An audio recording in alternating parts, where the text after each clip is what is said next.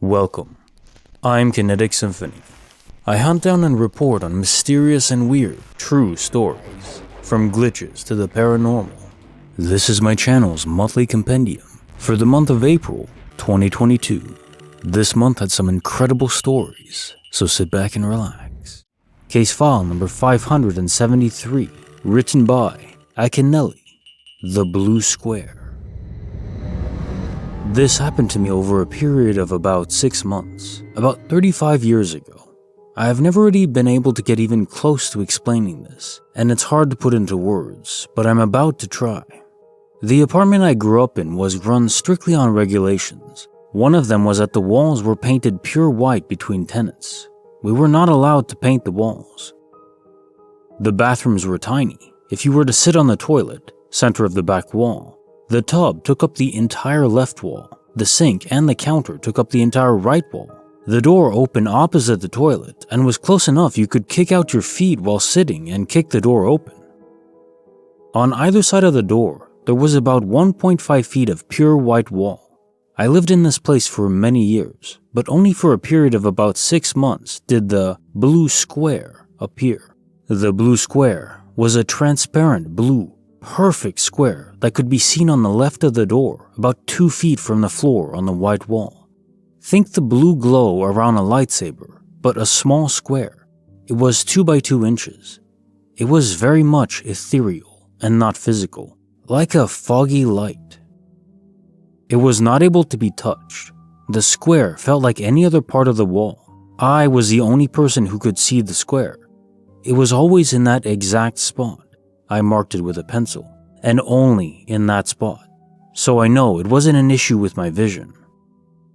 I gave up talking about it because nobody else could see it even if I outlined it. Then one day I went to the bathroom and it was gone. Nobody painted over it as my pencil outline was still there. I have no idea what this could have been. Case notes, file number 573. It sounds like some sort of holographic projection, but in a spectral band that others aren't able to witness. Very curious how your eyes or brain are able to process this information when no one else can. It reminds me of a condition I have called visual snow. There isn't much study on it, but effectively I perceive the world through a screen of very fine, tiny static. Think of an old TV turned on to white noise, but not quite as intense as that. The darker the room, the more obvious the static is. It's theorized that this is related to tinnitus. In both cases, the issue isn't with my eyes or ears, but the brain's processing centers for visual and auditory information. Now in your case, I do believe this blue square existed. It wasn't your mind creating it, more that your mind was able to decode the signals. Everyone could receive them, but only you had the hardware to decode it in the visual and conscious representation. What would it mean though? Some form of alien tagging system, perhaps? Or maybe even government-related testing. Case file number 574, written by Peace Love Cali, High-Speed Glitches. This happened to me several times while driving. Times when I must have crashed, or worse, it was unavoidable, yet miraculously, somehow, I didn't. Once, I was driving straight at a 3-way intersection with my child in the car. I was on the street going straight, with another street ending perpendicular to the one I was on. There were no stop signs, so the street going straight had the right of way. A car turning onto the street from the other side would have to yield. Noticing I had the right of way, I didn't think about it, I just drove straight through the intersection, only slightly distracted because I was talking with my son in the car. I was about to pass the street, meeting mine on the right, except that too late, I saw another car come through the intersection on my right and turn towards me, attempting to make a left turn, but right where we were. It was clear the driver hadn't slowed to see if a car was going through. They just plowed through to make their left turn, as they would if another car was not there.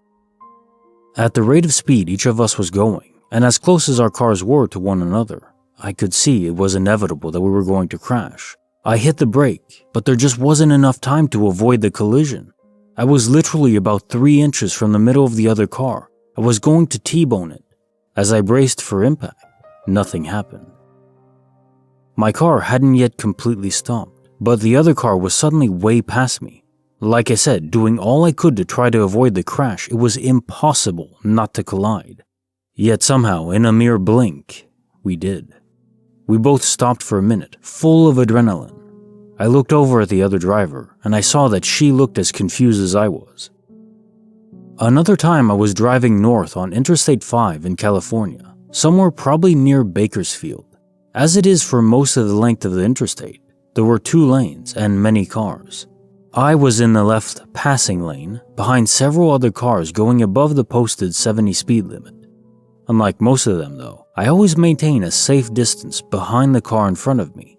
Always, except for moments when it's not possible, like when I get cut off or if a car in front suddenly stops, for example.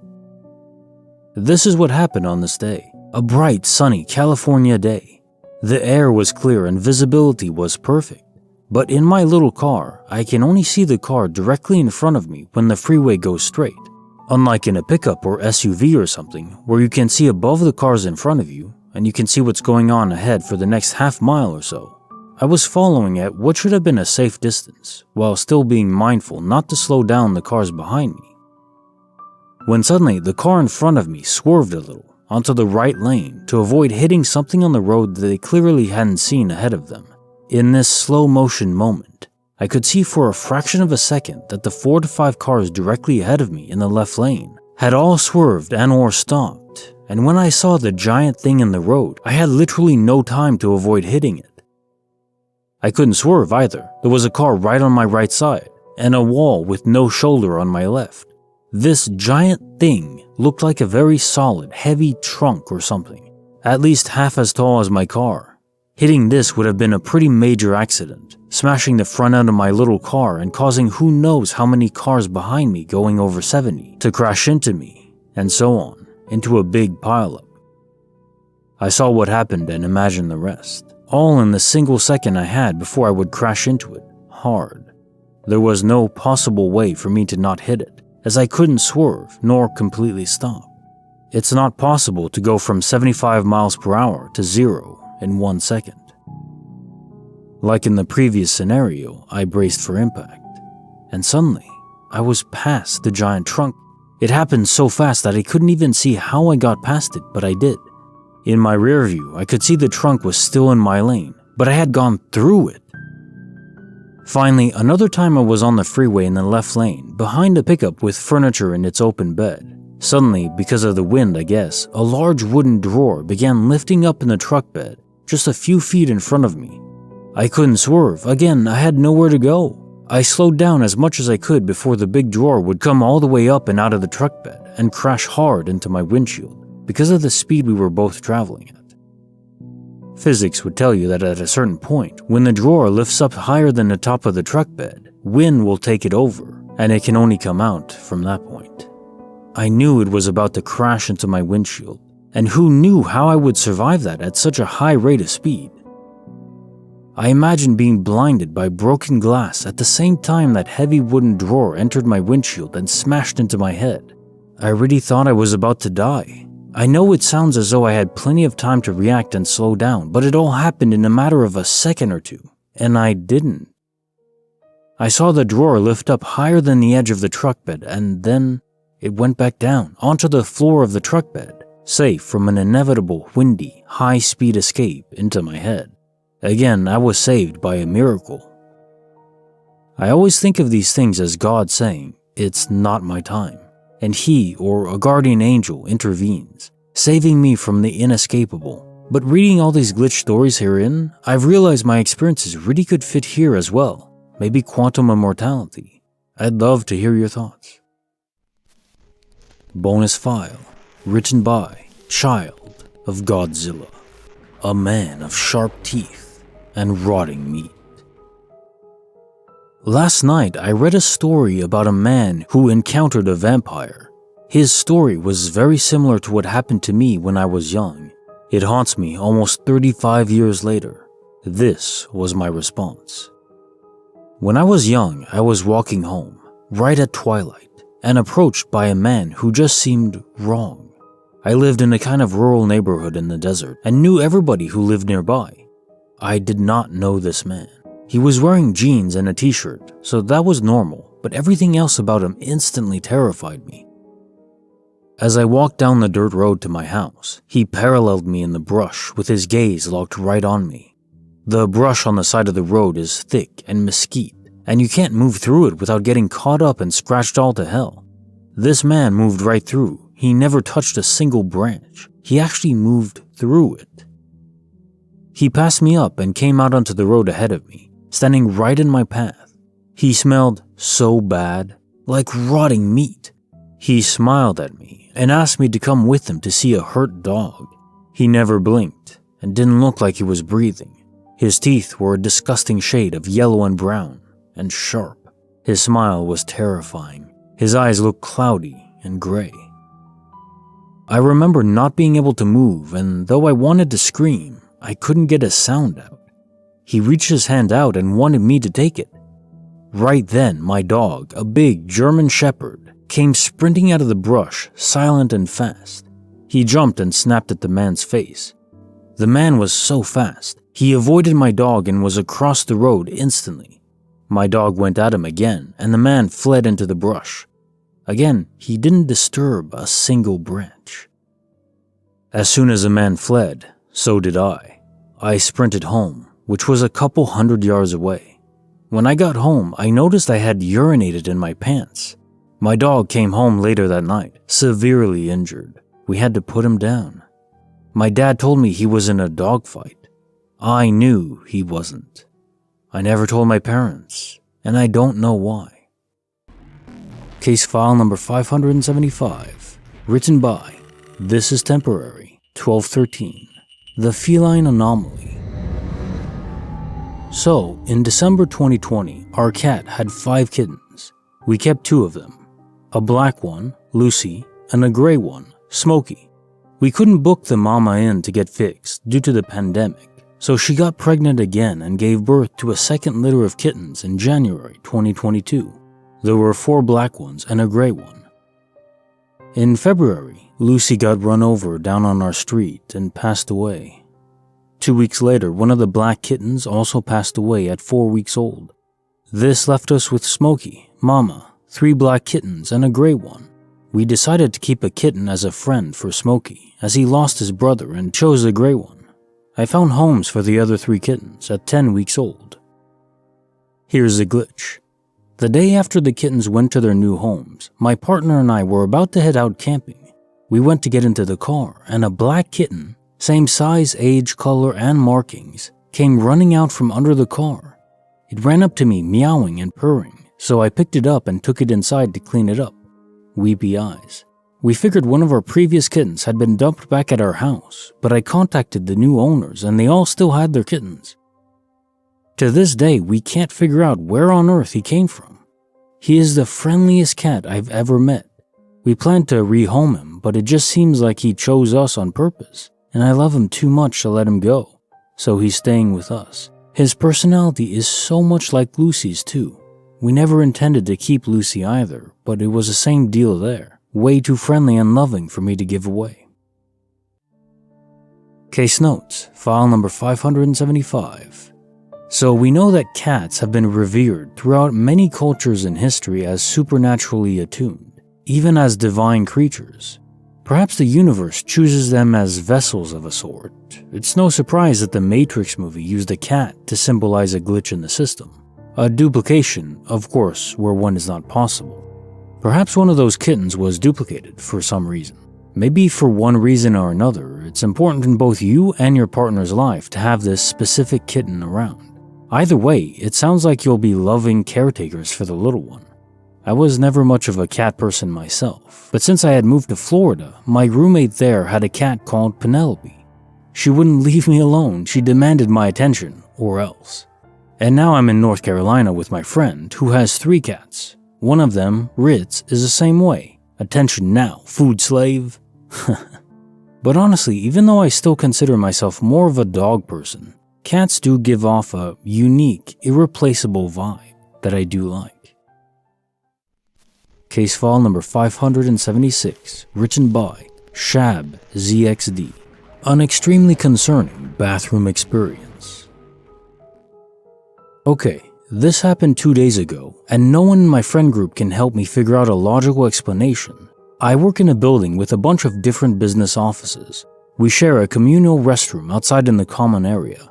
We can only get in with a key, and only employees from the various offices have keys. I was walking to the women's restroom, and another lady was already ahead of me going towards the restroom too. She had on business attire and black pointy heels.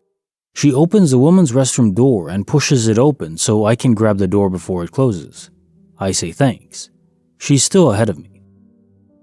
Now, the restroom only has 3 bathroom stalls, 2 small ones and 1 large stall on the far right. I see her go into the middle stall, and I stand for a second and decide to just take the other small stall on the far left. So now the only stall available is a large stall on the far right. These stall doors and walls don't reach all the way to the floor, so you can see the feet of people next to you and those that walk past your stall. Hopefully this makes sense. I sit down and see the lady's black heels next to me. They were like a particular older style, so they just stood out to me. I don't know, I was just aware of what they looked like. She was already in the middle of her bathroom business. I turn to the other side to grab some toilet paper, and I hear someone else enter the restroom, and I see brown heels walk across from in front of my restroom door. I see this pair of brown heels walk into the stall next to me, right where I had just seen black heels literally moments ago, seconds really, and it caught me off guard. I thought that maybe 2 people were having a meeting in the restroom, if you know what I mean. But no. I only see the brown heels now, and I'm super confused because this was happening in a matter of seconds. So I finish up super quick, and when I step outside, I see that both the small and large stalls are occupied. I bend down and see a black pair of heels in the large stall, and the brown pair in the stall next to me. And now I'm panicked, because I know for a fact that the black pair were in the stall next to me, and this wasn't like minutes long, these were moments. The lady who had on a black pair of heels was like peeing when the other lady walked in, so I don't understand how she suddenly flew into the large stall, materializing through the bathroom stall.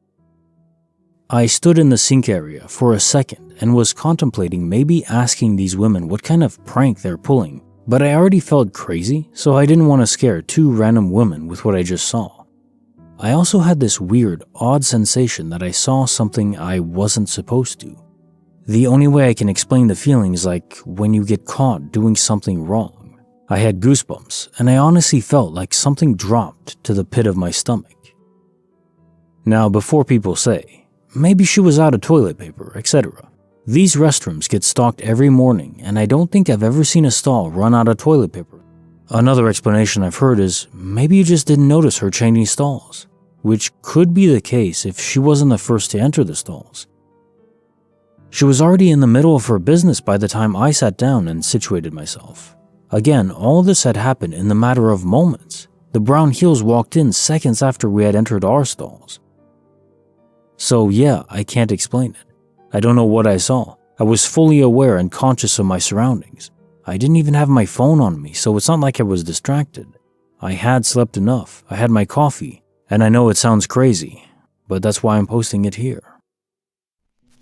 Case file number 577, written by Aries Tornado.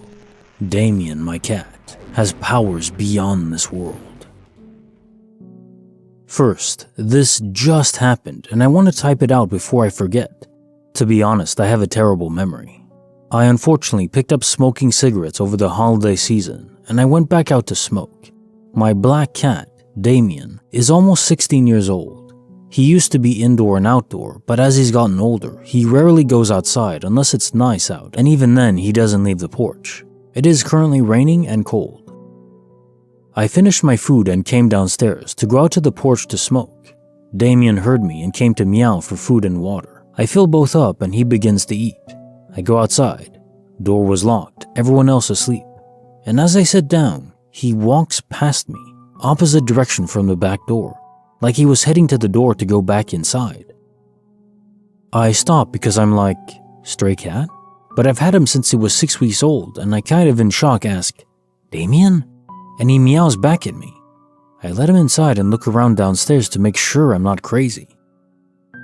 I mention his age because he's not one to run past me anymore when I open the back door, and even though it's raining, I still look back to see if he wanted to come outside with me. He didn't. He was eating and drinking. I don't know. Maybe there's an explanation, but I was honestly in shock from this classic type of glitch. Bonus file, written by Wacky Wee. My dad took a train into the clouds. When I was 11, my dad died. We knew he was going to die. Terminally ill, lung cancer. His days were numbered, and yet when he moved on to hospice care, we made plans to go visit him immediately after school the next day. He died at 2:46 p.m., moments before my school day ended, and we never made it to hospice to say goodbye. I think he wanted it this way, to die peacefully and not in front of us kids. His departure plagued me with grief, and I felt robbed saying goodbye to him. I'd often wake up in the night and cry myself back to sleep because I missed him so much and I wanted to tell him I loved him one last time. About 5 years after he passed, I had a dream. I was at the train station and Dad was a passenger on the train. I was standing on the platform and the train window was open so we could talk to one another. Dad told me he loved me, but that it was time for me to let him go. I told him that I loved him and missed him and never got to say goodbye and begged him not to go and to get off the train and stay with me. But he said he had to go and told me it was okay and he was happy and I could stop hurting because he was no longer hurting anymore himself. Eventually, the train started slowly rolling away on an upwards track traveling into the clouds. We smiled and cried and waved to each other until the train was so far away I could no longer see my dad through the window and the train disappeared into the clouds above. When I woke, for the first time since his death, I felt peace, like I'd seen my dad and said a proper goodbye. I had closure. My dream was crystal clear, and even today, 25 years later, it's still as clear in my mind as the day I had it. Case file number 578, written by Unusual Goldsmith. I was cast decades back in time. While I experienced a time glitch at work last year in May 2021, it was not my first time-related glitch in the Matrix. My first glitch related to time took place at the library at the University of California, Santa Barbara, during my first year of college. Note, this is a rather detailed composition of my experience. Originally, I had written about it near the time of the event in an email before forwarding it across several email accounts, then finally transferring the story to my long-defunct online journal. Rest in peace, Zanga, and the blog section of MySpace. I finally decided to share this publicly, with a few present-day details. I attended UCSB from 2000 to 2004. I barely went out in order to not spend any money if possible, and probably used all the credits on my meal plan for the school year. Quick shout out to Ortega Dining Commons for the takeout meals that sustained me during some all-night cramming sessions. As a bookish student, I spent a lot of time at Davidson Library in my freshman year, choosing the floor I would study at with no rhyme or reason. By the end of the school year, I could honestly say that I have studied on each floor of the library at least once, including inside the spectacular Pacific View room on the 8th floor. Halfway into the first quarter of the school year, in the middle of October 2000, I began preparing for my midterms. I was not the type of person who could study at home, treating my dorm room at Santa Rosa Residence Hall as my bedroom and nothing else. The glitch took place after I had taken half of my midterms.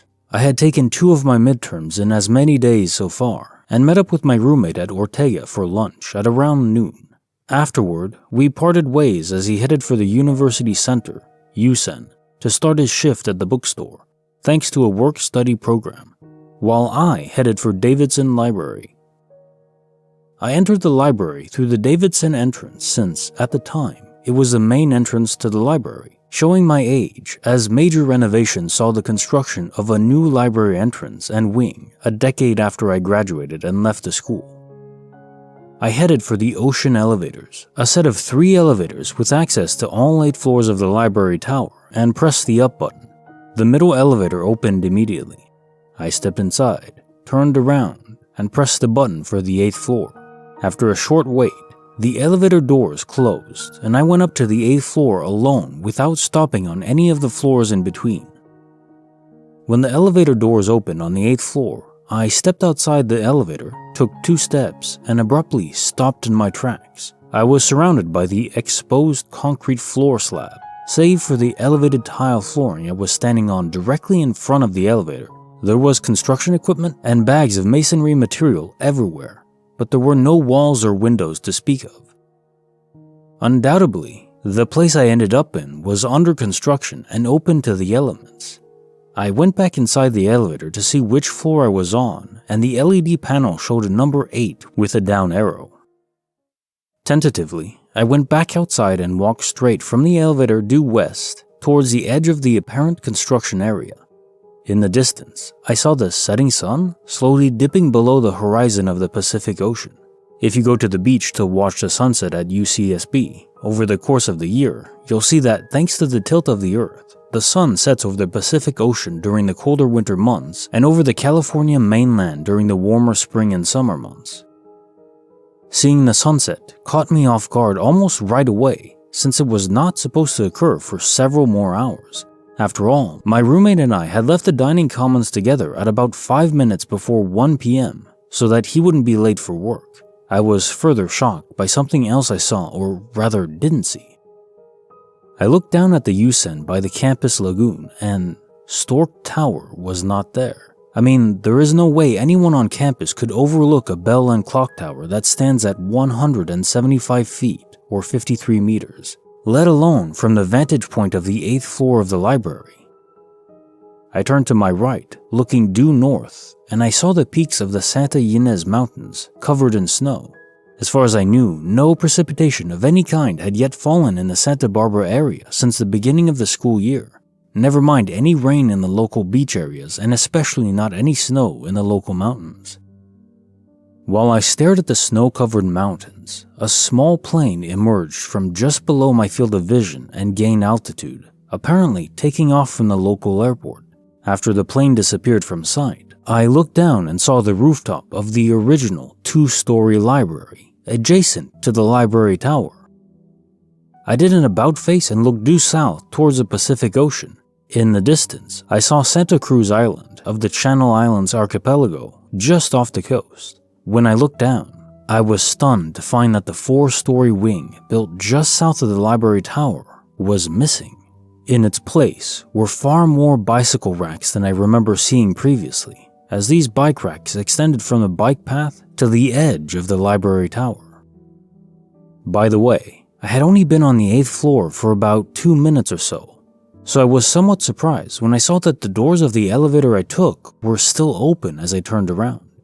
While taking all of this in, I snapped back to my purpose of being there at the library in the first place, and promptly headed due east, behind the elevators, where the Pacific View room should have been. Unfortunately, this area was also under construction. I looked over this edge of the concrete floor slab and saw Webb Hall below. Given the distance between the library and Webb Hall, another building could very well fit in the open space. I looked up and in the distance saw the Mesa, an expansive neighborhood in the city of Santa Barbara. UCSB is technically in the city of Goleta, but that's a story for another time. The neighborhood diverted my attention for something I was not expecting to see: streetlights. The apparent sunset meant that streetlights were slowly turning on throughout the city as it became evening. I was not going to get caught in the darkness of an apparently unfinished library floor that did not have electricity or lights, nor did I want to stick around in a place and time that was very different from the one I came from. I headed for the very elevator I took, since its doors were still open, and pressed the 1 button. The doors promptly closed and I headed back downstairs. As I made my way down, I had come to the disconcerting conclusion that some way, somehow, I went back in time. It wasn't just an abrupt change in time of day either. I briefly ended up in the past when the library tower was still under construction, while Stork Tower and the 4-story wing of the library did not yet exist. When I reached the first floor, I stepped outside the elevator and looked to my right. I saw the long passageway connecting the library tower to the original library. Adjacent to the elevators were several payphones as well as a dorm phone. My roommate and I opted not to get a landline for our dorm since we had cell phones anyway. I turned to my left and walked towards the entrance I had just walked through mere minutes ago. To my enormous relief, I saw the current serials section, which houses printed magazines, journals, and newspapers, and is located on the lower level of the first floor of the 4-story wing. Next to the entrance of this section is a staircase leading to the Ethnic and Gender Studies section on the second floor of the same wing. There were lots of people on the staircase going in both directions as I headed for the exit. I looked through the glass doors and realized that not only was I back in the present time, but also the same time of day as when I arrived there just 5 minutes ago. As I stepped outside of the library, soaring between Gervitz Hall and the music library was Stork Tower. I walked towards the tower and paused upon arriving at the entrance of the music library. I continued looking up at Stork Tower, still pondering what I had seen while up in the library tower. I went inside the USEN, found a table outside a cafe, and studied for my third midterm until 5 p.m. when my roommate got off work at the bookstore. He was surprised to see me, of course. Over dinner back at Ortega, I told him everything that I experienced just after lunch that day. He was skeptical, but he ultimately believed me, especially because he felt that my earnest recollection of that day's events over the years, we still keep in touch to this day, was the only time he sensed fear in me. This was the one and only such event I ever experienced during my time at UCSB. I've been to the 8th floor of the library tower countless times since I graduated, but I never went back in time again. I've taken my roommate and our friends there. I took my family there when my sister was exploring colleges. My sister ended up going to UCSC. She'd rather be a banana slug than a guaco. I've taken classmates and even a girlfriend there. Sadly, I was not able to replicate my experience of going back in time with any of them. During the elevator rides to the 8th floor, I would secretly hope that the doors would open to a construction site with random but prominent features from the university skyline missing in all directions, only to be disappointed upon seeing the scale model of the university as soon as the elevator doors opened on the 8th floor, and ultimately, a long ago fully built library floor with a spectacular view of the Pacific Ocean each and every time. Case notes. File number 578. It's always elevators, isn't it, where these weird time anomalies happen. I recall a story I read quite a while ago, maybe a year ago now. It was this child that took an elevator, got off on a floor, and found that it was in the far past. She went to the room her parents had booked, and it was just an old lady there. They even had the cops come, and the cameras confirmed that she never got off on the floor, at least in her timeline. She just didn't exist for those moments in current time, much like in your case. For those few minutes you spent in the past, you truly didn't exist in the current time. The striking question to ponder is, if you took any action while in the past, would it affect your current timeline? This is of course where time paradoxes emerge. Likely no, you'd have been in a parallel universe, in the past of that universe. But then, when you return to your normal timeline, were you still in that universe's current timeline, or did you go back to your original? And what's the catalyst? Why does it happen so frequently with elevators? And who's facilitating these transfers? It doesn't strike me as a natural force of the universe. It strikes me as something requiring deliberate input from an entity beyond the 4 dimensions we occupy. Call this God or angels, server developers, whatever you want. I don't think this is happening at random. And I don't think it's just a force of the universe. Because by definition, this is exceeding the bounds of the universe. Case file number 579, written by Aid MCY. The extra-dimensional entities stole my food. So I was in my house alone with my sister, and we decided to order in some takeaway food. She decided not to have anything, but I was still hungry, so I ordered myself some extra food for the next day. The food arrives like normal, and I go up to my bedroom and eat it. I don't use a plate, but I use the bag it came in. After a while, I've eaten enough food, as much as I can, and placed the bags of extra food on my desk, right beside my bed. I go up to the bathroom and talk to my sister about something, and when I return to my room, the bag of food is gone. I laugh to myself, thinking my sister must have come in and taken some food, or have put it away somewhere in the kitchen. But no. She hasn't moved since I had the food and has no idea where it is. I ask her a few more times and she continues to tell me that she doesn't know where the food is. After this, I go into my bedroom and look everywhere. Under the desk, under the bed, in every drawer that I know it couldn't be in, but it's nowhere. So now it's been a few months and I never found a bag of missing takeaway in my bedroom. My bedroom is very small, it doesn't even have a wardrobe. So now I live in fear that a bag of food is rotting in my room somewhere that I just cannot see or even smell. All the windows and the door in my room were closed, and I definitely did not move the bag from the desk before leaving the room. So it just vanished or glitched out of existence. Case file number 580, written by Jason Power Z, when 5 people vanish without a trace. So I should start by saying that I'm a healthy, sane, 18-year-old male.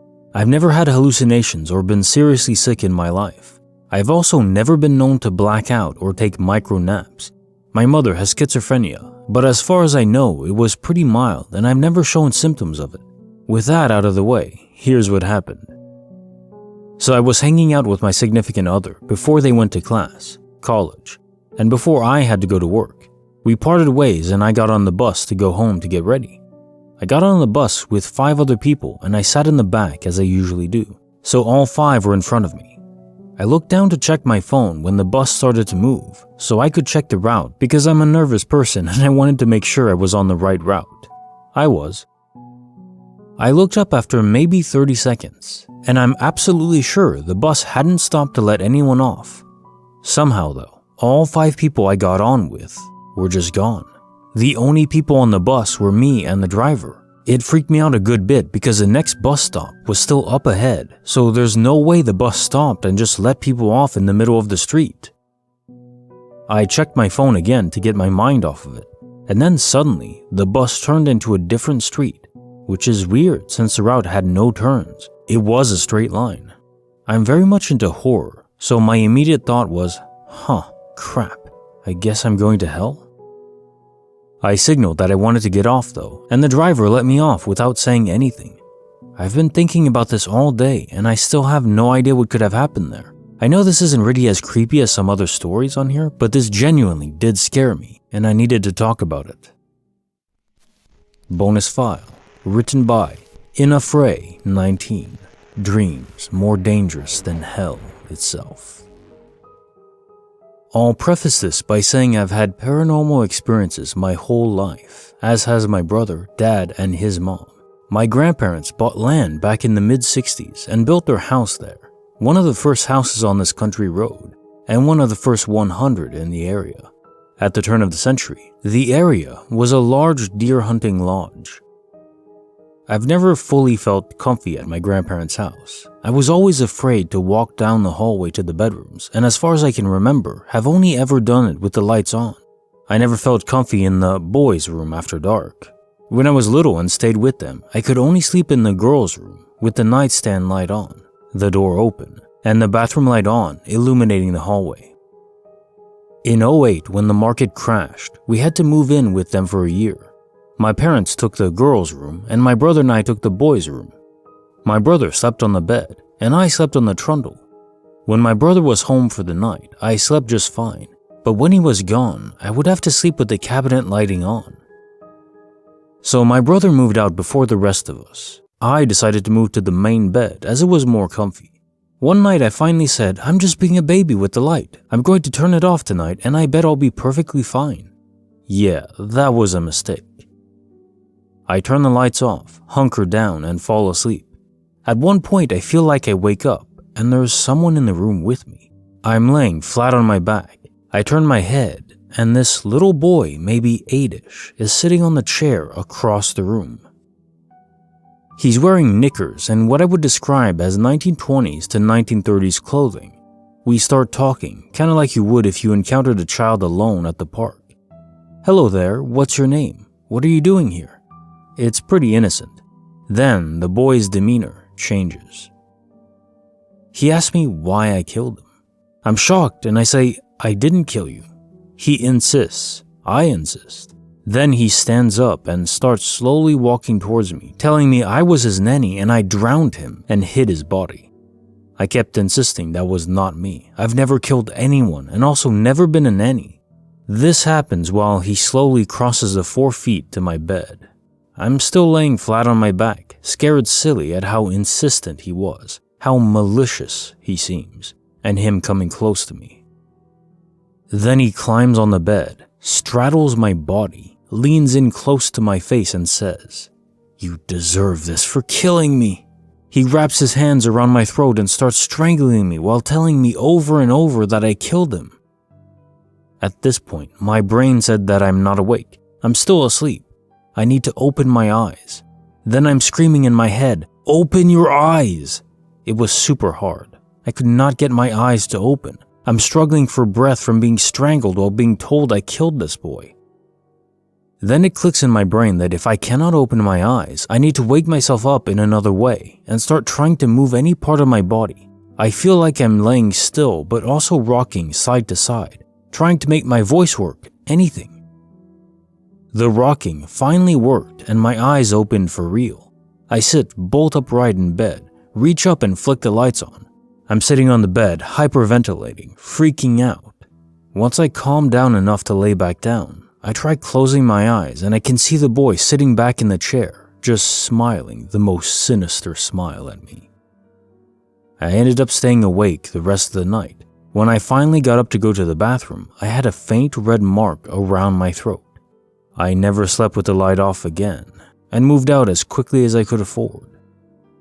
My dad, who grew up in that house, has night terrors. He says a demon is trying to get him, that he wakes up and they come at him while he's laying in bed.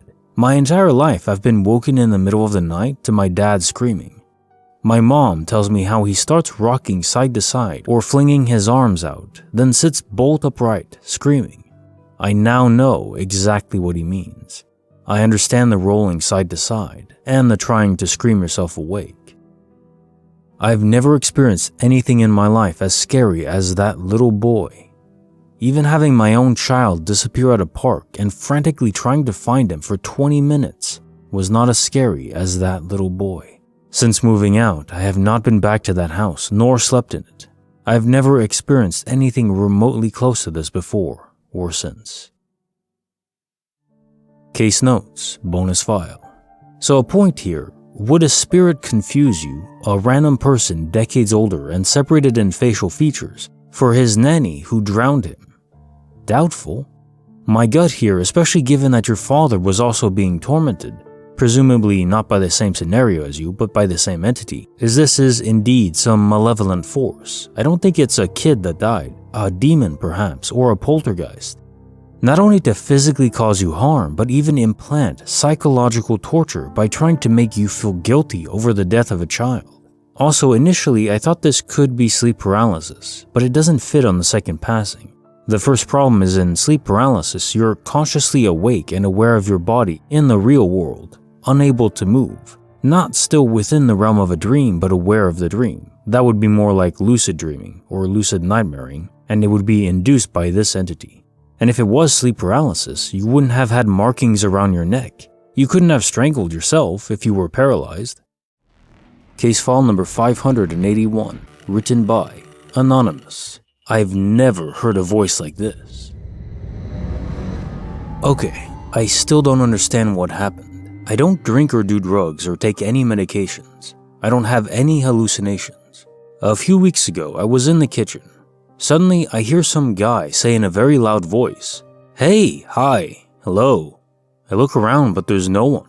I can't find the source of the voice. At first, I thought it was my uncle. But the voice doesn't stop. He then says, "Just turn off the light." I stand there confused by who is speaking.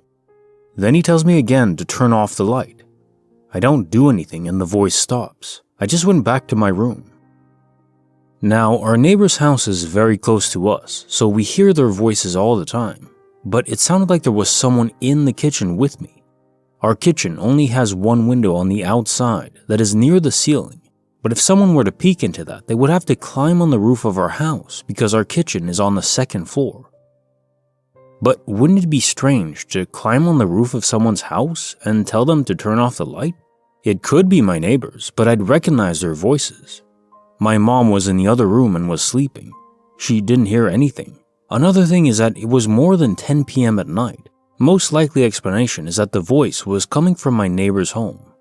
I am still confused about what happened. I haven't experienced anything like this before. Case notes, file number 581.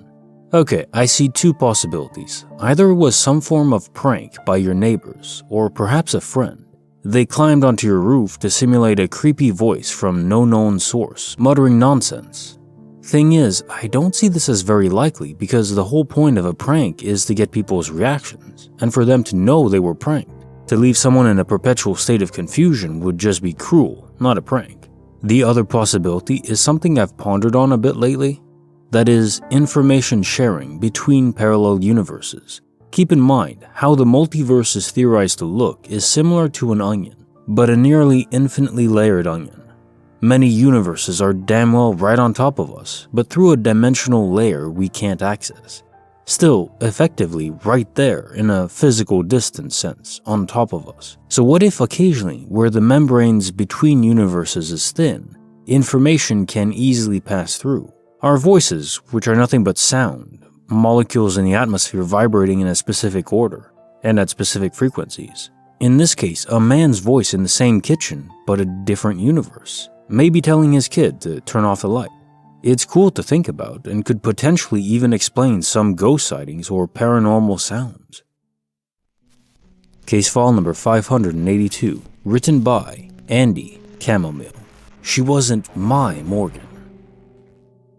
I had a pretty bizarre experience with my roommate. Let's call her Morgan. Morgan had just started rush week, which included lots of late night drinking and partying. She started coming back to the dorms really late and would wake me up because I'm a very light sleeper.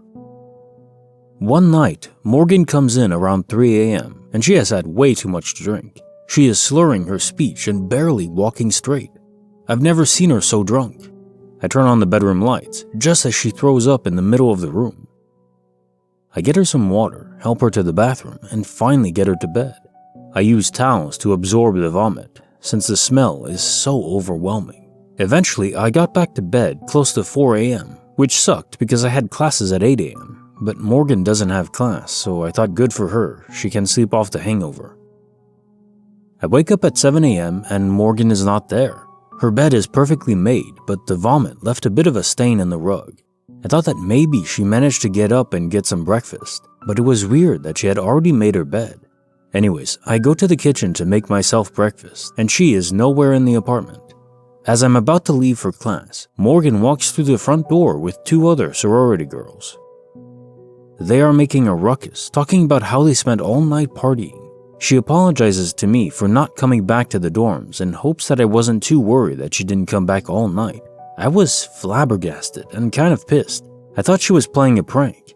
I told her, "What in the world are you talking about? You came home last night in a drunken mess. You threw up. I took care of you and put you to sleep."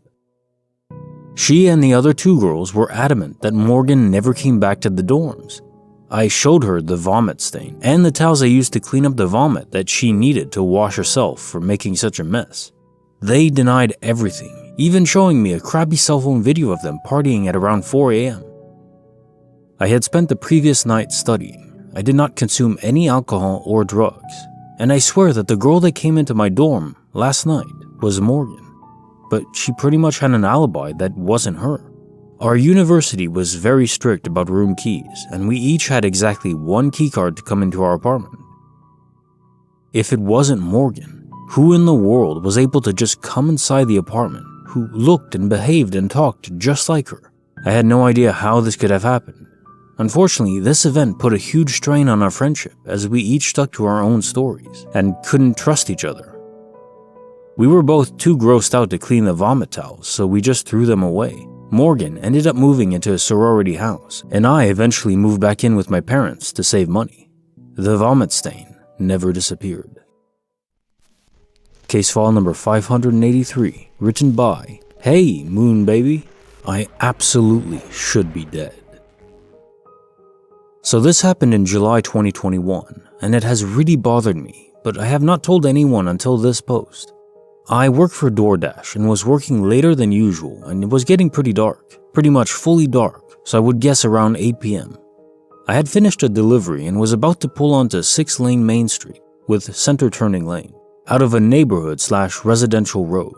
The road I'm trying to turn right on is pretty dead. I look left and I see a few cars with headlights on almost a block away at a stoplight. I pull out and as I do so, check one more time at the distance of the cars. I don't remember seeing the cars at the light, but now there's a black sedan bearing down on me, and I mean right there, about to hit me. I can still recall exactly what it looked like, the shape of the headlights, lights were on, and everything. I freeze up and prepare for impact while trying to accelerate out of its way even though I know it's already too late. Nothing happens. I look in all the mirrors, turn and look behind me and only see the other cars I had seen before, now approaching but still at a safe distance. I end working for the night and head home, completely shaken. There's no way I could have dodged that car and it turned the road onto the corner I was on without hitting me. This is the only way I can explain it vanishing, but it still makes no sense. At the speed it was going, at least 40 miles per hour, the speed limit on that road, it would have had to slam its brakes, but I also heard nothing. I had this eerie feeling as I drove home that I was dead. I could not shake it for weeks. Now at this point, I'm sure I'm not a ghost, but I still cannot let go of that feeling that something is off. Maybe I glitched into a reality where I died or was badly injured. T-boned on the driver's side at 40 miles plus per hour would not be good, I imagine. Then glitched either back or maybe I ended up in a different reality from the one I started in. I feel crazy just saying all that, but I just know even now that something is not the same since then. Some things in my life have been pretty different since then too. Here's a short description of a few that stand out to me. My significant other's stepmom hates me. She was really friendly before, but just kinda snobby, rich type. But since then, she is always hostile when we visit, making rude and snide remarks and or giving me the cold shoulder the whole time. My best friend is really distant. She suddenly stopped reaching out to me, and when I reached out to her, she only replied with a few words and then stopped. We used to chat for hours almost every day before that. I tried getting to the bottom of it, and she keeps referring to falling out and drifting apart, like it's something that happened over a long period of time. I don't want to weird her out with too many questions, but I just don't recall that. To me, it seemed like she suddenly went longer than usual without talking to me. I'm slowly rebuilding our relationship, but I'm still not sure what from. I'm less anxious about sex. I experienced abuse as a child and adolescent that left me afraid of sex. Suddenly, I'm just able to do it and enjoy it far easier with my significant other than before. We rarely had sex, barely once a month before this, and now I can do it much more regularly without the difficult mental struggle that came before. I can still recall the trauma, but it suddenly doesn't bother me now. My significant other even complained about how little we had sex before, but has never mentioned being glad we do it more frequently now or anything. Just seems like that's how it is. Facebook memories I don't remember. So sometimes I scroll Facebook memories and I can remember most of them, or I can shrug and say, that seems like something I would share back then. But sometimes one will pop up and I cannot recall posting it at all. These are usually things I write out myself, what I was doing that day or my feelings on something, which is not something I do much. But every week or so, I see one ranging from a year ago to 10 or more years ago that makes me think, why did I post that? I don't remember saying or feeling that way at all. That's not like me, etc.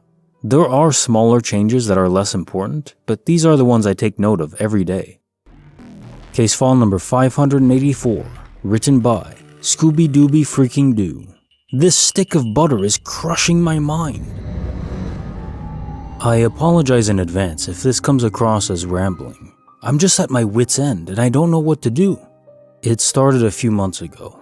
I would put something down and walk away and come back a few moments later and it wouldn't be there. It would either be in a completely different place or just seemingly cease to exist.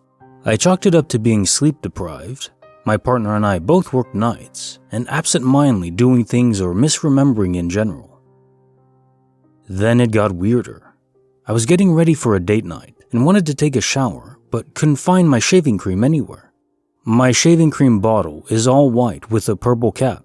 I own nothing that looks similar to it in any way, and neither does my partner. He helped me search our small bathroom for over an hour trying to find it.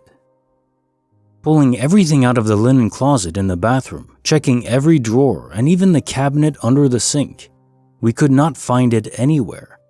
After putting everything away and returning the counter around the sink to normal, I was confused but thought maybe I'd run out and forgotten I had used the last of it.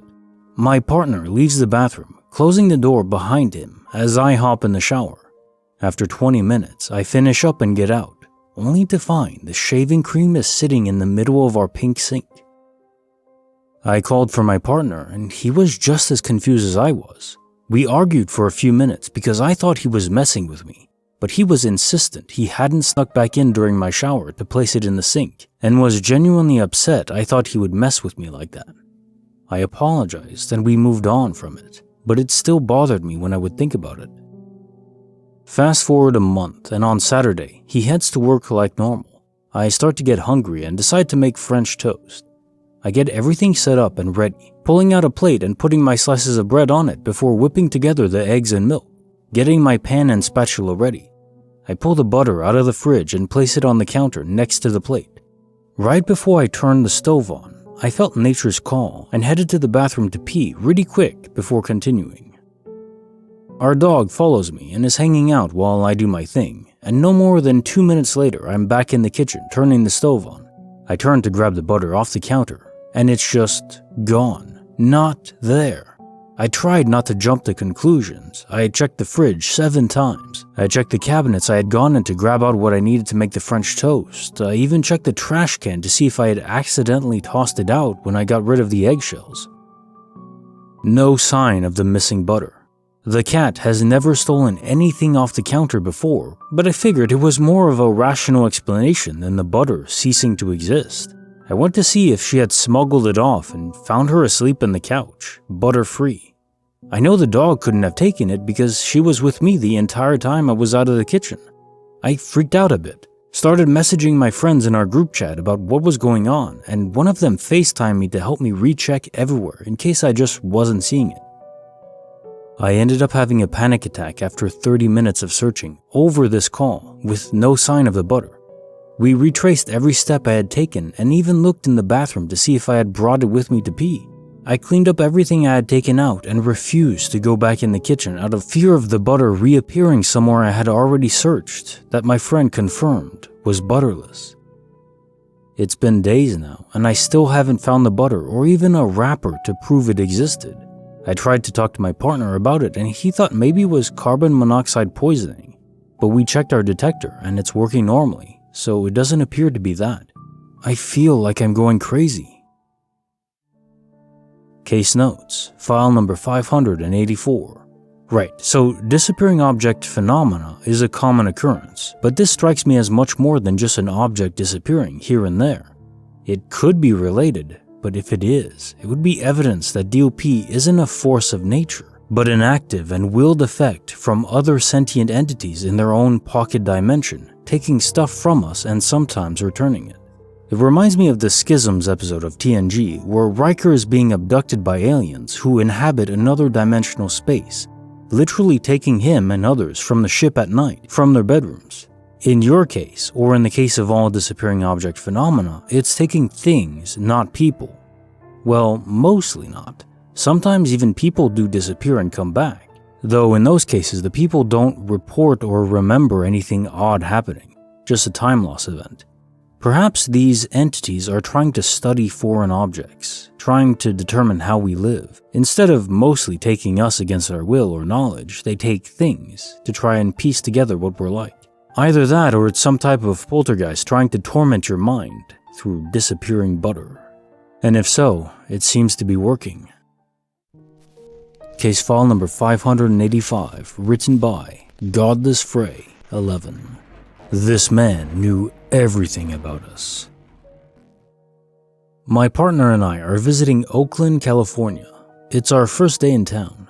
We're walking around, window shopping and checking out the area when a random man approaches us. "Hey, how's your visit going?" We assumed he was a homeless man just being kind, and with us being from the Midwest, it's probably not hard to tell we're not from the area. We respond with the generic, "Our day's been fine, thanks. And yours?" I can't remember the exact words said, but after answering, he stated that he met us yesterday. We laughed and said that wasn't possible. It's our first day in town. You must have confused us with someone else.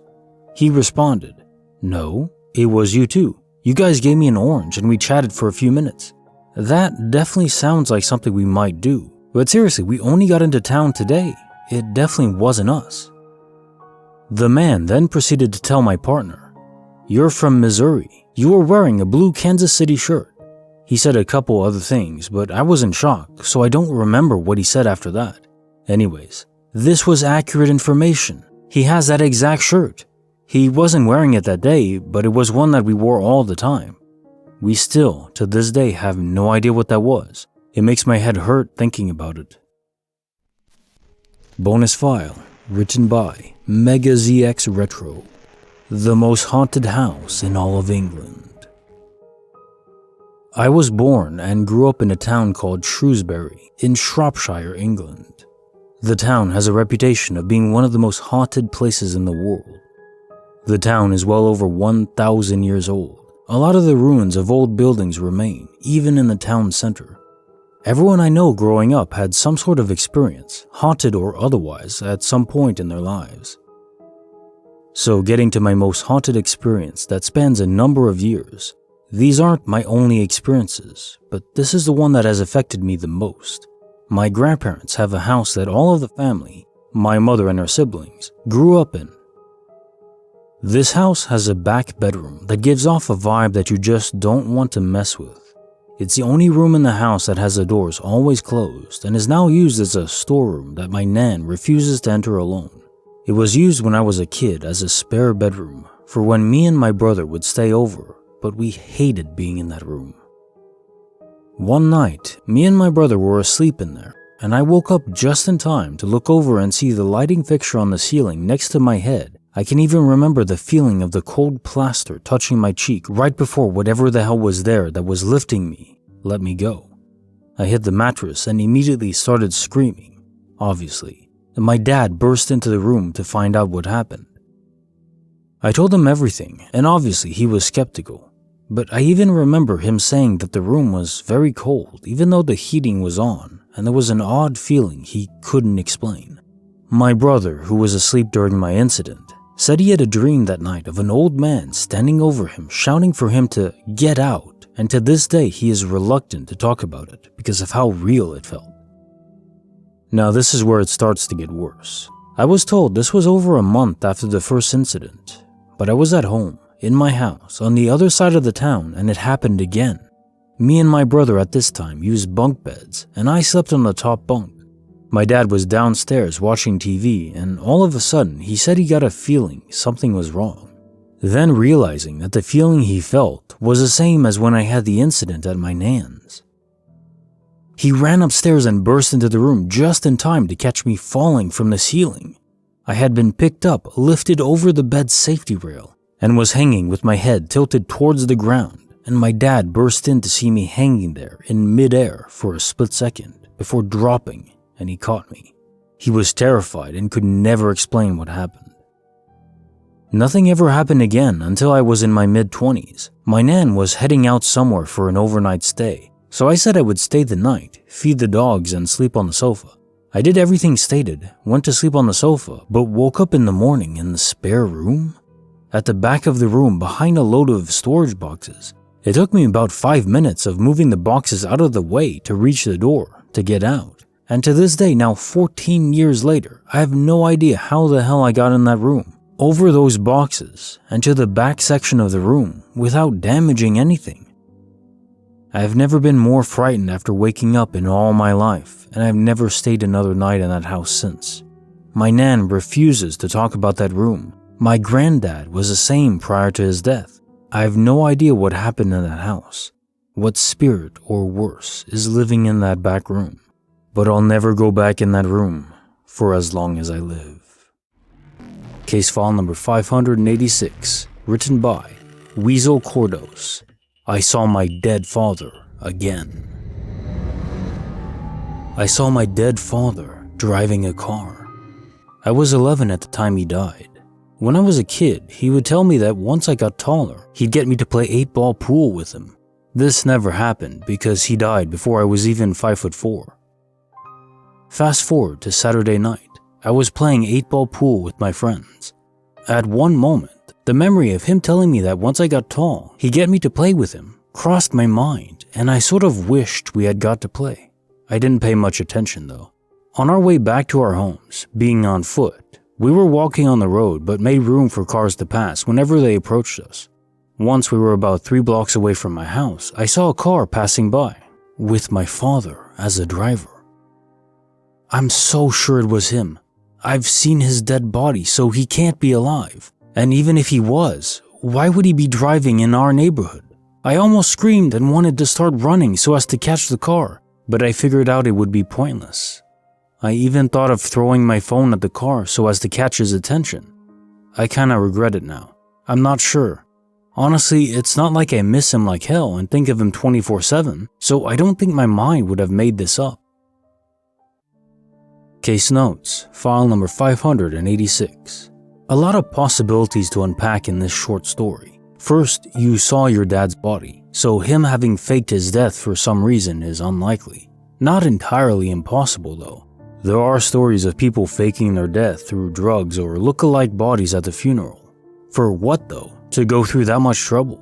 Maybe he was in witness protection, but for some reason could never come out of hiding even years or decades later? But he had to see his son regardless of the risks.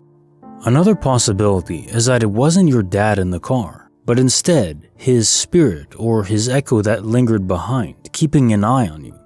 Feeling your spirit thinking of him, of the missed chances between you two, and made you see him in the car to give you hope and to keep you going. You say that you don't think of him a lot, but I guess in the moments that you do, they're fairly intense. He's unable to materialize himself entirely to get those 8 balls in, but just enough to give you hope from a car. Case file number 587, written by That Click Candy, script The Lives of Others. Okay, now me and my sister write what we call stories. It's our getaway from our actual life. We make up characters and write them going on little adventures. Sometimes if some drama is happening in our life, we put ourselves into certain stories and make us live out our dream life with our family. It all seemed well and good until we started making things happen in real life. For instance, we're not psychopaths by any means, but we do like to make it interesting. So in the story, in I think 2011, we made our aunt and uncle get into a car accident. Fast forward to 2021, and they get into a car accident. That's a one-off, we thought, but then it got weirder. We were trying to figure out a guy that we could possibly let our cousin be with, that we made up in the story. So we just looked at each other and said, let's name the guy Josh. Fast forward a couple years. Lo and behold, she gets with Josh.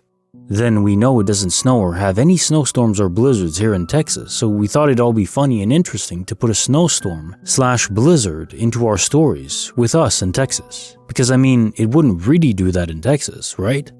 Wrong. February 2021, the great Texas snowstorm apocalypse happens. Then some people we make break up in the stories, break up in real life, even though the real life relationships were going so well. We did it in our stories to make it seem interesting.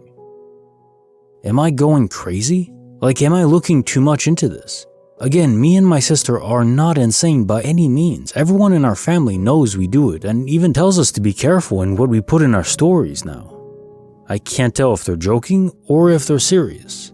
This originally, and still is, a way for me and my sister to escape the drama that is our real life. It's a lot of fun, but I almost feel scared to make anything dramatic happen anymore. Bonus file, written by Angel Wing, N7. One death to a warning.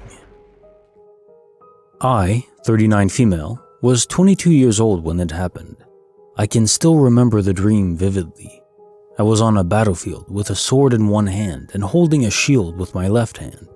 I was part of some army surrounded by soldiers like me, and we all started charging forward when we heard the buzzing of a horn of some sort. After taking a few steps, I look up and see a rain of arrows falling down on us. I raised my shield, but I was too late. I felt a horrible sting on my chest, and I fell down on my back. Everything started to go dim. I could still feel the arrow piercing me more as it swung back and forth, so I held the arrow stick and broke it. The piercing stopped, but I felt my mouth getting filled with blood. I saw a vision of my mom come and hold my hand. She was crying. Then it felt like all life just faded in my body and my eyes closed and everything went dark and silent. I woke up soaked.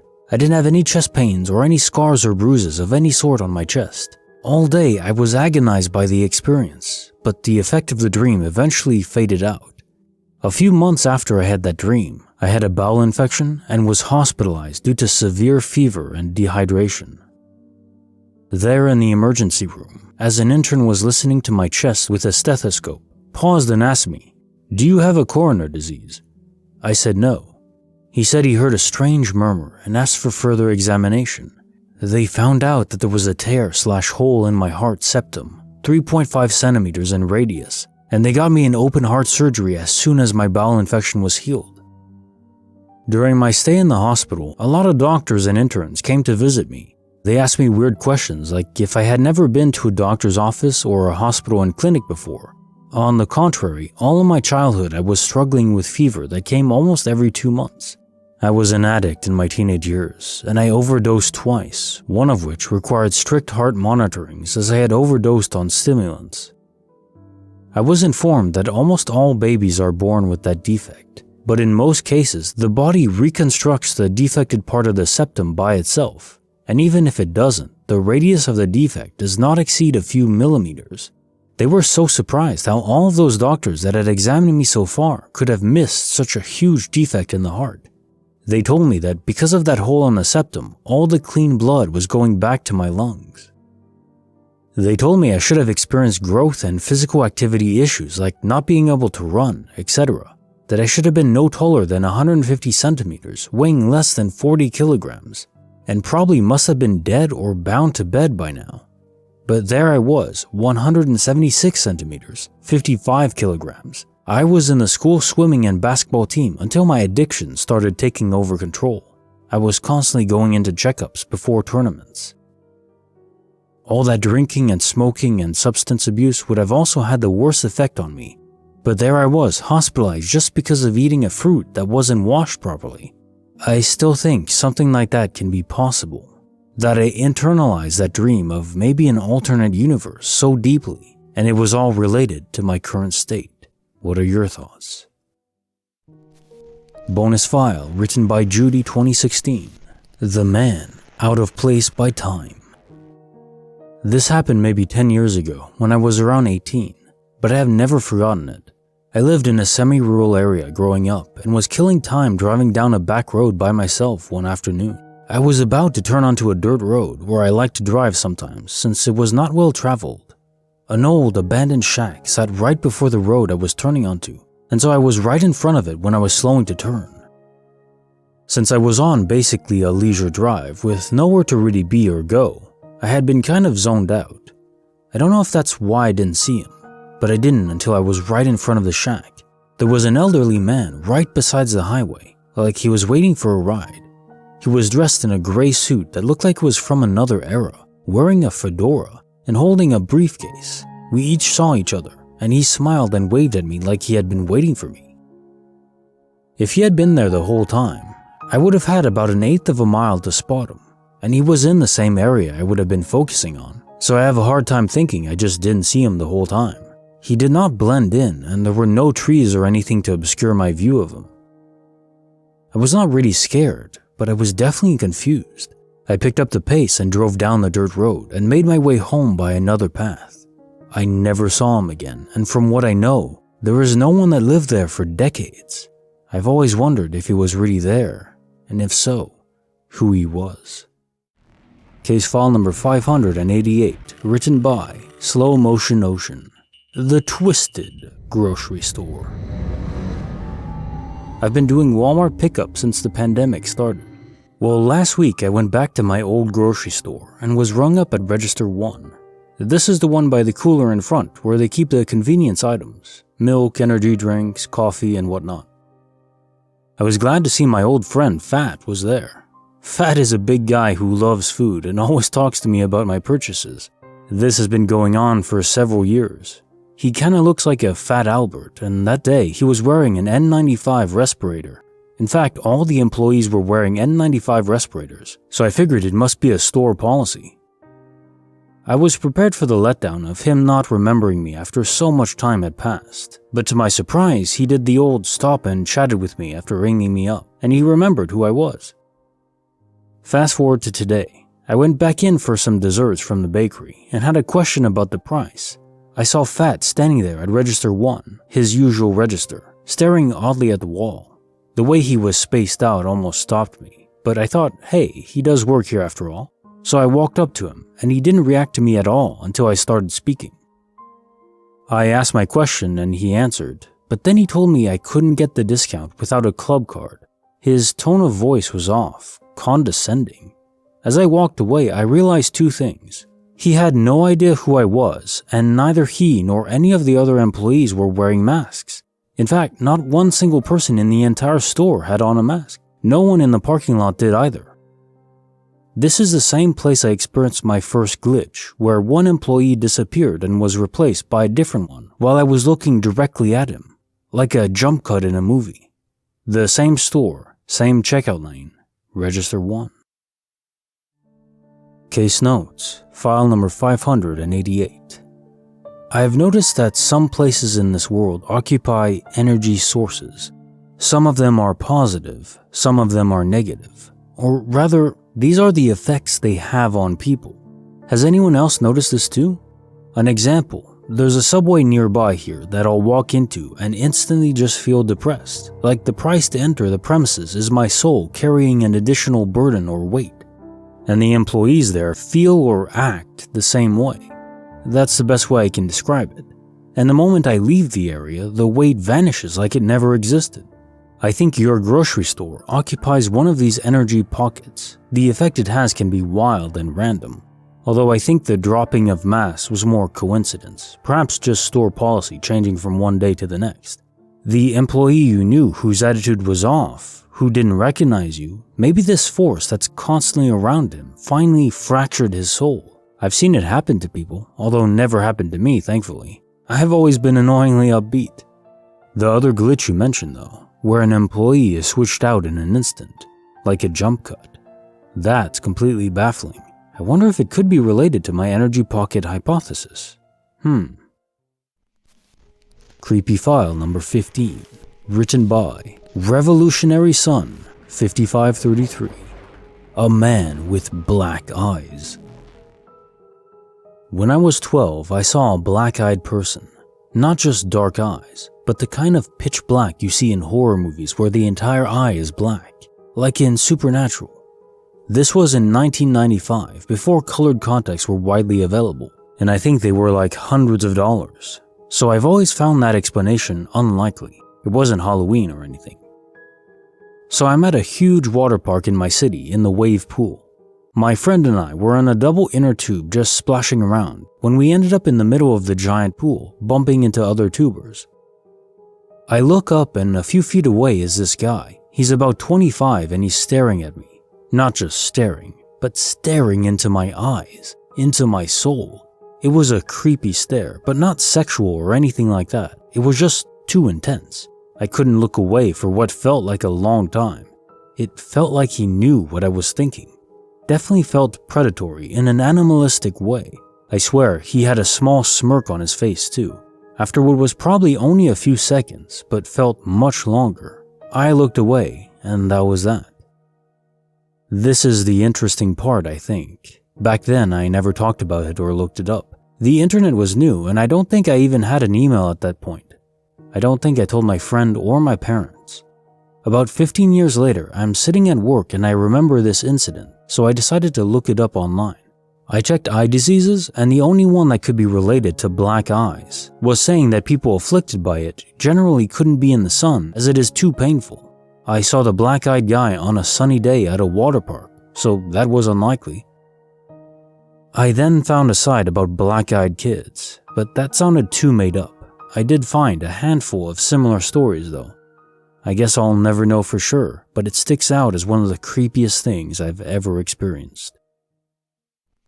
Bonus file, written by Temporary Ask 7225. I was 1 inch away from pulverizing his head on the white line.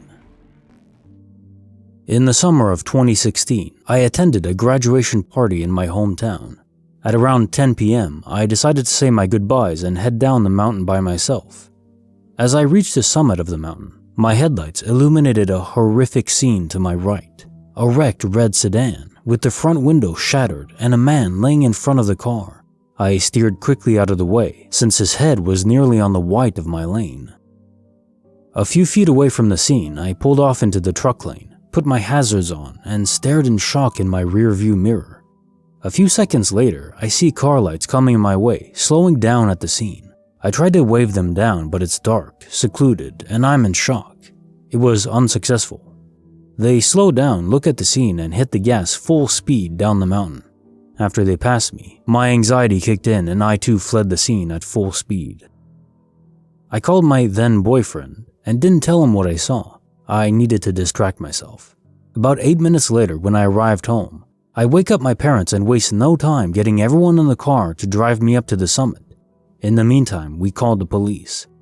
I didn't do this earlier because I was fresh out of high school and didn't know if I would have to stay at the scene, if I would be questioned, in trouble for being out so late and so young. In a nutshell, I panicked. By the time my parents and I make it back to the summit, there is nothing there. It was less than 20 minutes. I got out in shock, looked for broken glass from the windshield and any other signs that someone had been hurt there. Nothing. Now I'm freaking out because I look as if I'm hallucinating all of this. My parents called the police again and we left as the emergency services arrived. I've talked to a few people from my hometown and they told me they wouldn't be surprised if I saw something paranormal because of all the accidents that have happened there. I personally know a few people who have died driving on that road. The only other explanation I could think of was that it was some elaborate stage accident to lure someone out of their car, but the windshield was broken. His head was by the white line. If he wasn't already dead, he was placing himself in serious danger. The airbags were deployed and the car was smashed by a telephone pole.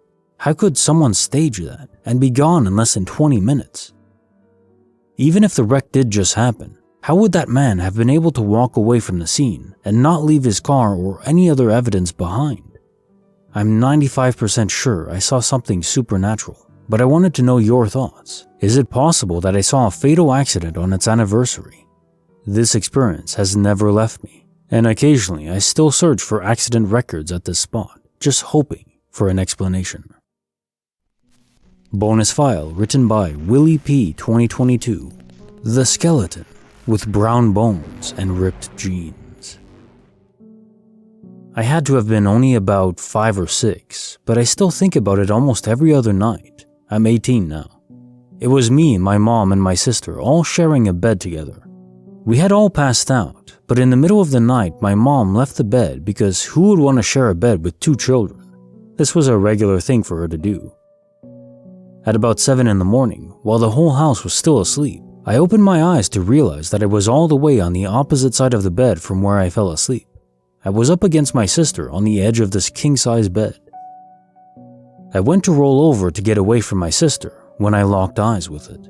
He was sitting crisscrossed. He had brown bones, ripped jean shorts, and eyes in his skull. It was a skeleton. He was sitting right next to me, staring at me. I froze. The only thing I thought to myself to do was to close my eyes and roll back over. I couldn't believe what I saw until about 10 seconds later, when I could feel it crawling off the bed. So I stayed frozen. I stayed frozen for about an hour until I could hear my mom's voice from the other room. As soon as I heard her, I screamed because I knew she would immediately come and check on me. Then I knew I would be safe. After she came into the room, I explained everything to her. I told her she has to believe me. I really saw it.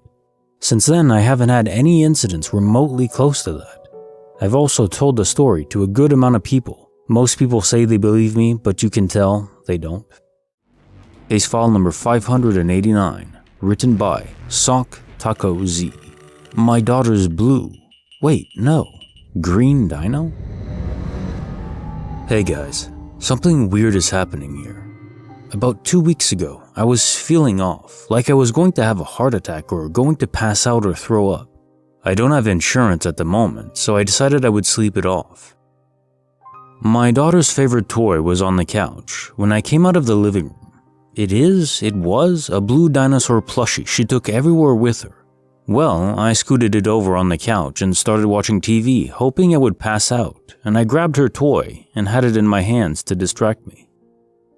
I eventually fell asleep and woke up the next day. My girlfriend and kid were gone, and I got up to get some water. I looked down on the floor and thought, oh crap, she forgot her toy, she's gonna have a fit. Then it hit me. Instead of the dark blue toy I see all the time, it was bright green. I know I'm not crazy. She's had it for a year now, and when I asked what we should name it, I even said we should name it Blue. She throws a fit about the toy constantly and says, I want my blue dinosaur, I want my blue dinosaur. So I know for a mother freaking fact, this thing was blue. I thought maybe she had a second dinosaur similar in shape, but a different color. Then my girlfriend called me asking if her toy was still at home. I asked, the blue dinosaur? No, the green one she has all the time. Well, what about the blue one? There is no blue one. What are you talking about? My head started to spin. I started reading online about theories on our consciousness traveling to another dimension when we die, because I admit I was having a bit of death anxiety after that night. I usually have panic attacks or anxiety, but this was way different. Anyways, I started looking into theories about souls and consciousness and came across that one and how it lies within the parameters of infinite universes and small things in people's lives changing after an accident, near-death experience, etc. I'm not convinced I died, but something weird definitely happened that night, and now I have this bright green dino making me question everything I know. For clarification, my water heater is gas, but it's outside in a closed area, and I have a CO2 detector in my apartment, so I think I'm solid regarding that. I don't take any medications or any mind-altering substances. Case notes, file number 589. It does sound like a case of quantum immortality. You know, I often say that I haven't experienced any glitches myself, besides the obvious small thing, the tennis balls going poof. But thinking about it, I may have experienced a third glitch way back in my teen years, if we count quantum immortality as a glitch. So back then I was experiencing the worst stomach pain of my life, perhaps of all existence that I can imagine. It was something that a demon would inflict on someone else in hell, literally so horrific that I couldn't even stand up. Nothing could distract my mind from it. The pain would come and go, some days, some nights, mostly at night. Other times, back-to-back nights of excruciating pain.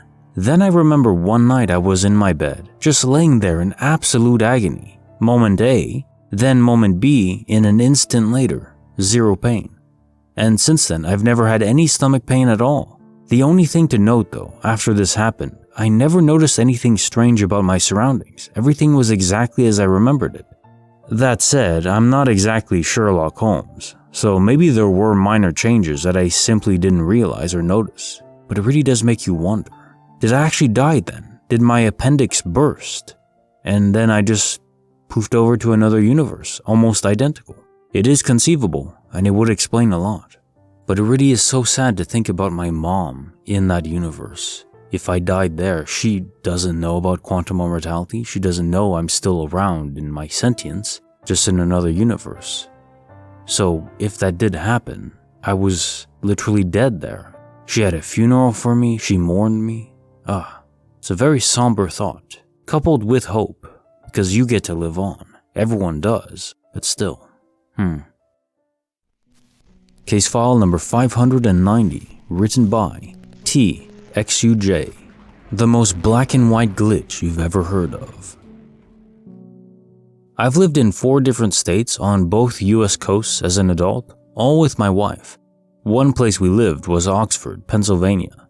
This true story happened in 2018 between January and July when we moved again. In town, we would see this young lady, maybe 20 years old, slim, dirty blonde hair, who was obviously living out of her car. This was common on the West Coast where we moved to, but uncommon enough there that I always noticed her. She drove, lived, and slept in a white 4-door Hyundai Elantra with her small dog and a huge pink and black tiger-striped pillow in the back seat, along with a white blanket. The pillow and blanket were always visible, and I always noticed her based on the car and the stuff in her car that was easy to see, as it was packed up to the rear window. I would point her out to my wife, who also began noticing her in town. I saw her often all over town. Sometimes she'd sleep at gas stations or in the parking lot near my work. I sometimes wondered if I should offer to help her somehow, but my gut instinct told me not to for whatever reason. Now the strange part. All of a sudden, we began seeing the exact same car, woman, dog, pillow, blanket combo around town doing the exact same things, sleeping at gas stations, empty lots, etc., except this car was black. Same everything, but a black Hyundai Elantra instead of white. The one did not replace the other. We would see them alternately, never at the same time or even day. Combined, we probably saw them a few times a week at least, and it seemed totally random which version we would see that day. Like I said, everything was the exact same except the color of the car, the type of car, the appearance of the driver, the appearance of the dog, the appearance of the zebra-striped pillow, the blanket, the locations they were parked or driving at. Everything except one car was black and the other was white. We moved that July and saw them both right up to the time we moved. A very bizarre coincidence that we still talk about. Bonus file, written by Mr. Beaver, 3601, The Demon of the Tree. In 2012, we went to Pakistan on holiday, and my cousin was 1 year old at the time. So my 1-year-old cousin was sitting and playing under a tree in the backyard with others when he started acting weird. He wasn't acting normal and kept screaming and behaving weird. So at night, I was woken up by my aunt's mother-in-law as she wakes up at night and prays. My aunt, cousin's mom, and her mother-in-law and me saw my 1-year-old cousin crawling away and saw him just crawling outside towards the tree he was playing under. My aunt started crying, but her mother-in-law told me not to go after him. Then I realized why she said not to go after him. My 1-year-old cousin was still asleep in the same room, and whatever that was crawling away and going back to the tree looking like my cousin was a thing that temporarily possessed him and was returning back to the tree. The next morning, he was completely normal, and it never happened again. I saw that thing crawling away with my own eyes and wouldn't have known it wasn't my cousin. You can believe the story or not, but 3 people saw it happen, including me. Bonus file, written by Rain the Llama, my son with dirty blonde hair. When I was 16 or 17, I was feeling deeply suicidal. I wanted to die and be put out of my misery. It was a very dark time for me, and I was close to going through with it. One night, I had a very clear dream. I could see a man in his 20s with dirty blonde hair staring at me from a bench. He had a short beard/stubble. He said loudly, "Mom, you have to get yourself together because I'm coming home soon." It's odd because I have dark brown hair and he didn't look how I'd imagined my son would look. I woke up and this dream startled me. It felt so real, crystal clear. I can still see him and hear him now. A year after that dream, I met his dad, who also had dark brown hair. It was an abusive relationship for years, and I always wanted to leave, but something always happened that made me stay. Fast forward 8 years, and I became pregnant. I instantly knew it was a boy. He was born and he'll be 2 this year. His hair is dirty blonde, and I just know that he is the same person as the man in my dream. He looks just like the toddler version of him. Has anyone else had a similar experience to this? I feel bothered by it on a weekly basis. It feels like I met my now ex just so that he could be born. I can't help but ask why. Why did he choose me? Why choose a horrible dad? I honestly feel like he picked both of us. It would be amazing to hear similar experiences just so that I know I'm not out of my mind. I once had a similar dream with my childhood sweetheart. One of the reasons I was depressed in my teen years was because he moved to Japan, and I remember being there with another woman and my ex in the background. I told her, very clearly, it was like myself speaking into my ear, it was so loud. to look after him for me, and she said, "I will. She's waking up now." Not sure who he's talking about, but maybe it was me asleep in real life because I woke up a second later. These are the only 2 dreams I've ever had that have been that clear, with real intent and lucidity behind it. Case file number 591, written by TreyJ88. The moon was ripped out of the sky. I saw some pretty crazy crap a few years back regarding the moon. It was a full white moon this night, no cloud coverage whatsoever. Me and my buddy are driving back home down a road we drive on literally every day. Directly in front of us, past the end of this road, is the moon in the horizon, sitting slightly above the tree line. The thing is, there was some of it missing. About a third of the way down the moon, there was a perfectly straight black line going through it. It wasn't a power line or anything. There was nothing obstructing the view. The best way I've been able to describe it is to imagine going on Microsoft Paint and using the line dragging tool where you can make a perfectly straight rectangular line. That's what it looked like. My buddy and I stopped in the middle of the road, wondering if anybody else was seeing this insanity. But it gets weirder. As we're observing this, the moon begins to disappear as we're watching it. It looked like somebody was pulling up a sticker or an image was erasing itself. From top to bottom, the moon just started vanishing slowly in the most computerized way you can imagine, like it really looked digital in nature. So we sat there, speechless, for a while, before we continued to finish the drive home, which was only 2 minutes away. When we got back, we got out and then saw the moon again in a completely different place in the sky, and it was a blood moon with a noticeable reddish tint. This was not the case a few minutes ago, nor did it have the black line. So that's my story. Definitely funky. Case notes, file number 591. This reminds me of another moon glitch I narrated a while back on the channel, probably over a year ago now, where someone was observing the moon having a literal holographic line run through it from bottom to top, like it was a projection of the moon, not a real physical object up there. Personally, I don't think the moon is fake. I do believe we went there as a species, but these accounts make you wonder. Perhaps for some reason we're able to create a fake projection of the moon in the sky, even though a real one exists. I don't know why we do this or how it would fail so spectacularly as described here, but that is indeed what it seems like is happening. There's a real moon, and then a holographic projection, sometimes.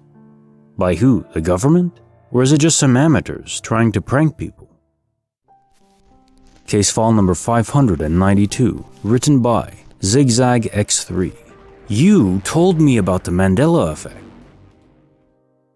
Not long after the first lockdown started, I was talking to one of my best friends, Kay, about movies on Netflix and Prime that are worth checking out. For context, I literally only had 3 friends who I talked to at that time. The only other people I talked to were my doctor, 15-minute phone call every 2 months, and random texts to and from my mom. I never do phone calls unless it's an emergency.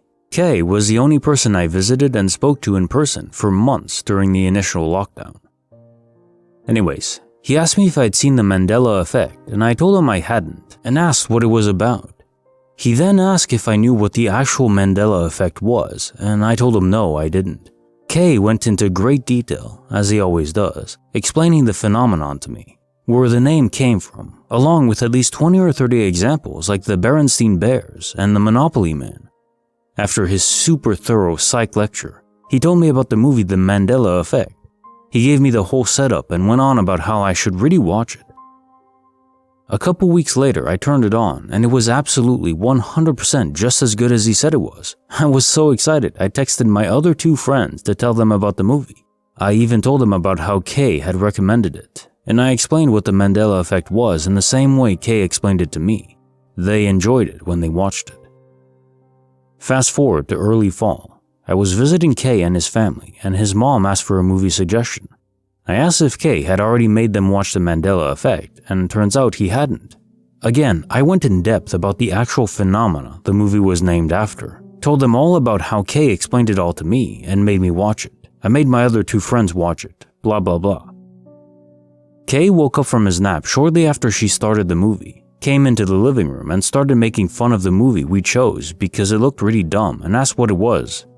To cut to the chase, he had never even heard of the movie, and he didn't even have a firm grasp on what the Mandela Effect really was. I argued with him for 10 minutes about whether or not he'd told me about it. I went over our entire conversation I vividly remembered having in his room. I ended up teaching him some examples that he'd never even heard of, things he taught me. Have you ever met anybody way too smart to act dumb? That's him. I'm sure you think that he was probably just messing with me, but I can assure you with 100% confidence that he absolutely was not. This man cannot lie. He also cannot miss an opportunity to take credit for something he did, especially when it comes to making a bomb-ass movie suggestion or educating someone on something he knows more about. And if he were to have somehow made it that far into his prank, never has he ever, he can't lie, and I'm a human lie detector. He most certainly would not miss the opportunity to start laughing at me and make it very known that he pulled one over on me. I know you don't know either of us, but this really wasn't a prank, and I really have a full and vivid memory of the entire Mandela Effect conversation. We still both think the other one is batshine crazy. About an hour later, the full irony of what happened hit him, and he finally got the opportunity to poke fun at me. I still have no idea how or what happened. Oh, and I specifically remember it being called the Mandela Effect, both when he told me about it and when I watched the movie. How? Case file number 593, written by Doug Shu, A Pocket of Time in the Woods. This has happened several times when hiking in a specific general area around 10,000 acres in New Hampshire, US. Looking at my watch or noticing the position of the sun in the sky, it's hours later in the day than it should be. I can't explain the lost time. This area was settled by Abenaki in the old times. There was at least one artifact, bowl carved in a rock ledge near a waterfall, that was recorded by archaeologists. An Indian trail is shown on old maps. I have found petroglyphs and, I suspect, graves and other things. The area was settled by Europeans for a time, but they all left or died. There are only cellar holes and cemeteries now. It's all gone back to the woods. There is a lot of iron in the bedrock. Compasses don't always work right. It seems to me that lightning hits some of the hills much more often than is typical, though I'm not any kind of expert in that field. I am experienced in hiking and camping in the woods. The amount of lightning scars on trees is crazy in my opinion. The author has documented some of these things on his YouTube channel. If you're interested, it's Doug Shu Bushcraft. He plans to reveal more if he's able, but some of it seems dangerous. Case file number 594, written by Boba Fett 13, The Great Bra Anomaly. So I'll be honest, when people say their items are duplicated, I don't really take it 100%. However, I just pulled two of the same bra tops out of my laundry basket and I only bought one. I've only ever had one. I've only been able to wear one every laundry rotation. I wasn't accidentally sent two by the company when I ordered them. I would have remembered something cool like that happening and getting a freebie. Unless I really just didn't notice I got two of them somehow. However, I have an explanation about why I doubt this is the case, due to the tags. My only other explanation for this is that my partner is cheating on me with someone who left the exact same bra in the exact same size and put it in my laundry basket, which isn't out of the realm of possibility, but also unlikely it would be the exact same bra and size. I even checked my order from my email because I went to see if I forgot I bought two for some reason, but nope, only one. Now the crazy part is the tag. One of the bras has the torrid curve tag part cut off. If I cut off a tag from my clothes, all of them go, not just one. So I would never have cut off just the first one and left the rest. The one I am considering as my bra is the one with a little plastic still on the tag part. I do this a lot because I'm lazy, and sometimes I don't break the plastic when I pull the price tag off, so I left it in. Now, who is missing a bra that we both own in the same size, and you cut off just one tag? Case file number 595. Written by Bretex, The Strangest Intersection in the World. There's a weird intersection near my house that about 3 months ago started to be torn down for being too dangerous, replaced by a roundabout. Funny thing is, it was an entirely normal intersection, 4 directions, 2 lanes in, 2 lanes out with dedicated left turn lanes. Except just about every week, someone crashed there. Every month we'd hear of a near fatality or worse. Police couldn't figure it out, so they started to petition the city to change it. Eventually, they changed the light pattern and also reduced speeds, which brought total crashes down. But here's the messed up thing. Serious injuries tripled. It got so bad they posted cops permanently to monitor the intersection, but they noticed something creepy. If they watched the intersection non-stop, nothing would happen. But the instant they'd take their eyes off it, someone would speed through a red light or make a left turn on red. They then finally tried one last thing. Removed 2 of the lights in favor of stop signs on one of the roads. First day, there was a multi-car pileup. On the second day, there was a minivan rollover. And on the third day, the mayor's daughter hit someone going 50. Day 4, intersection was closed for construction. Case notes, file number 595. I'm trying to process in my mind what the logical avenues for this glitch are. On one hand, we could say it's a grand coincidence, and that's always technically a valid statement. It's often impossible to know otherwise. What seems like patterns to our human brains could be nothing more than the universe's dice hitting snake eyes 100 times in a row. It could happen. That said, it doesn't exactly scream to me, or anyone else I imagine, as very likely. So what's happening here? Is the mere force of human consciousness affecting the behavior of those around the intersection? Or maybe there's some kind of force in the area that is influencing people to behave far more erratically than they ordinarily would. One observation I've made as a non-driver: whenever people get behind the wheel, something possesses them to behave more aggressively. What this is, perhaps the raw human competitive urge to be the best, the fastest. This emerges when behind the wheel of a constantly controlled explosion? So as a rudimentary explanation for this, it strikes me as some sort of similar force acting on people in the area of this intersection, causing them to be more aggressive, not yield properly, drive faster than they should. Maybe a cursed object? Although this wouldn't exactly explain why it only happens when no one is watching. That part throws me for a loop. Bonus file, written by Altruistic Ad 7950. My Mexican Night Terrors. I have told this story on another page, but I think it fits here too. When I was younger, I believe 9 or 10, I began having night terrors. I would sleep, walk to my parents' room in the dead of night, and start screaming at the top of my lungs right in front of their door. It freaked the hell out of my parents, as you could imagine. This happened about 7 different nights in the same month, and my parents were trying to find out why I was doing this. I have no recollection of screaming or doing any of what my parents described I did, so they started waking me up in the middle of my screaming my head off with a cold washcloth. They would rub it on my face and boom, I'm awake. I would be very confused on why I was in my parents' room and how I got there. Although the 2 emotions I remember feeling every time I would wake up was 1, confusion, and 2, intense sadness. Every time, I knew exactly what the sadness was about and told my parents what it was. For some background, through most of my childhood, I had 2 amazing best friends. They were both Mexican brothers, and they made me laugh more than any damn person on this planet ever had. They were my all-time best friends until I was 10 years old, when our families had a huge falling out, followed by them moving far away. In all the night terrors, the intense sad feeling was about them, like I was losing them somehow. Sure enough, my feelings came to pass. Once they moved away, my night terrors stopped.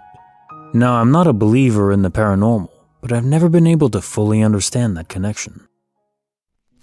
Case file number 596, written by Damn Stavo. The universe liked my hat. So, I've read other people's glitches about finding something that they lost a while ago, seemingly turning up out of nowhere in the weirdest places. One day, a couple months back, I went to the plug to pick up some bud. I was riding down 285. Clouds were starting to cast over and the whole sky took a dark gray color. You could still see the sunshine where the clouds hadn't reached yet. For some reason, I was feeling a rush of good energy, as though I could do anything. I rolled down the driver's side window and decided to stick my head out and feel the wind. But to my misfortune, I forgot I had my hat on. A black Adidas Origin cap with the white trefoil. I guess I didn't believe in physics at that moment because I was sure my hat wouldn't come off. Whoosh! All I could see was my hat rolling down the highway in my rearview mirror. Damn, I tell myself. The hat had to be like $20. By the time I headed back to my house, the clouds had already started pouring rain, and I knew the hat was long gone, so I just forgot about it.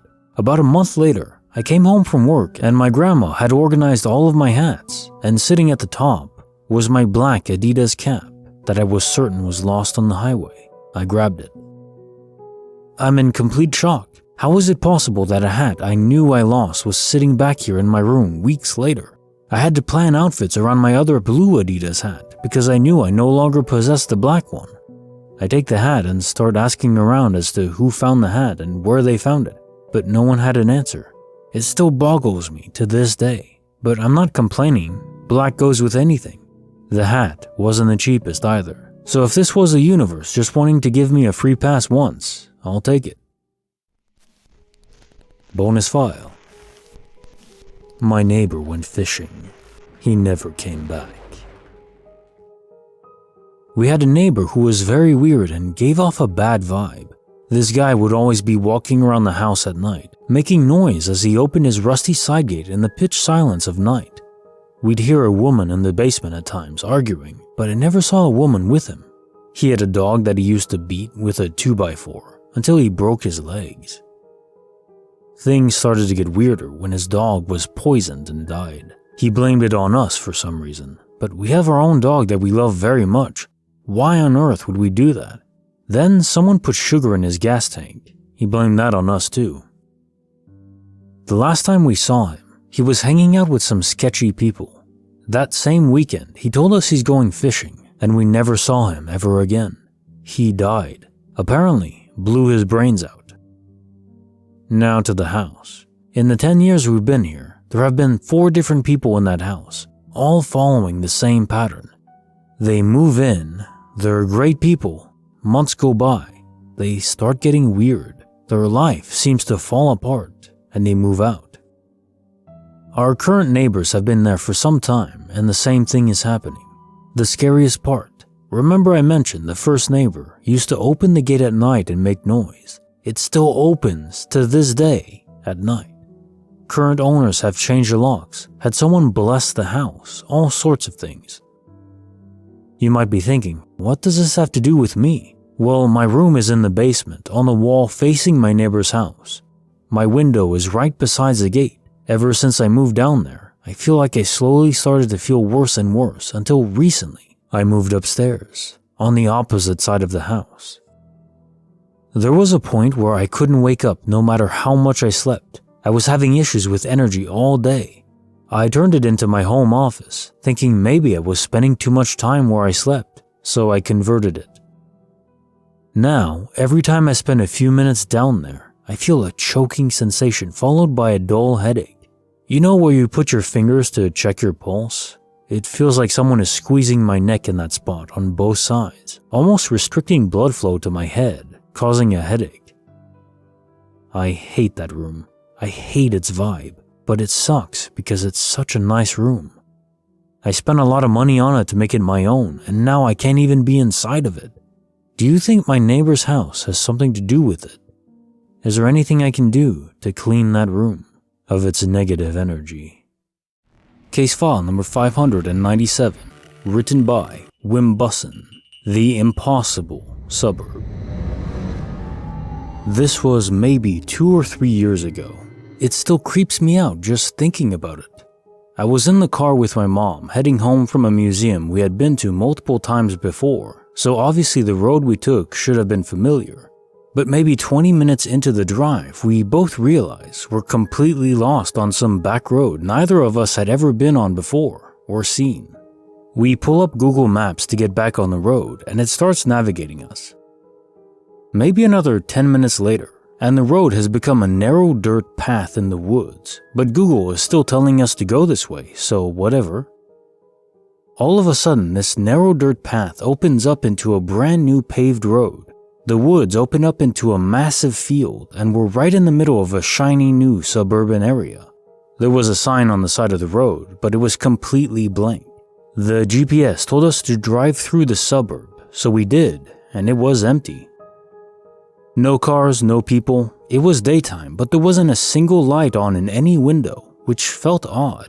Everything looked brand new, but there was no construction or road equipment anywhere. And there were no stores or gas stations or anything, except for what looked like a McDonald's with no branding. We kept going for 10 minutes or so, and the road turned back into dirt, and it went right back into the woods, and maybe 5 minutes later, we were back in our normal town. Now, this could have easily been some weird testing area, but there were no trespassing signs, it wasn't fenced off, it had no one guarding it, had no evidence of anyone staying there, etc. It was just an empty ghost suburban town. The whole time I felt like I just shouldn't be there. It was just wrong. Looking at that area on Google Maps still only shows the woods, and that field would have definitely been visible by a satellite. Nothing has ever felt more out of place to me than this. Case notes, file number 597. A government testing area, maybe? It's conceivable. I've heard of government agents having training drills where they simulate warfare against their own citizens and test this inside of replica suburbs and cities. It's wild to think about, isn't it? Who would follow such orders to go to war against their own brothers and sisters? That said, maybe it wasn't that. There have been many accounts of travelers navigating on routes they've taken before, only to wind up in ghost towns that shouldn't exist at all. Can't find it on any map, satellite images, or even by retracing their steps. And what really points me away from the government testing theory is that Google Maps wouldn't have led you to this area if it was actually a government-restricted area. The government has plenty of deals they make with Google, especially with the map system, where if an area is restricted, Google won't even plot a route through it. So unless they messed up and forgot to include it, but that seems very unlikely. Either way though, I would advise caution in investigating this further. Who knows what it's for? Case file number 598, written by Lazy Painting. I'm going insane. The iced coffee machine is gone. About a month ago, I noticed things were just different. Not completely different, but just small differences. For context, I drive about 40 minutes to and from my job 6 days a week. Normally on my drive, I like to listen to music. One day I turned it on and noticed that some of the songs on my playlist sounded weird. Like different beats, different words, little harmonies that I know weren't there before. Heck, even a totally different song itself than I remember it being. These are songs that I have listened to for years, so I know them by heart. It was very shocking to say the least.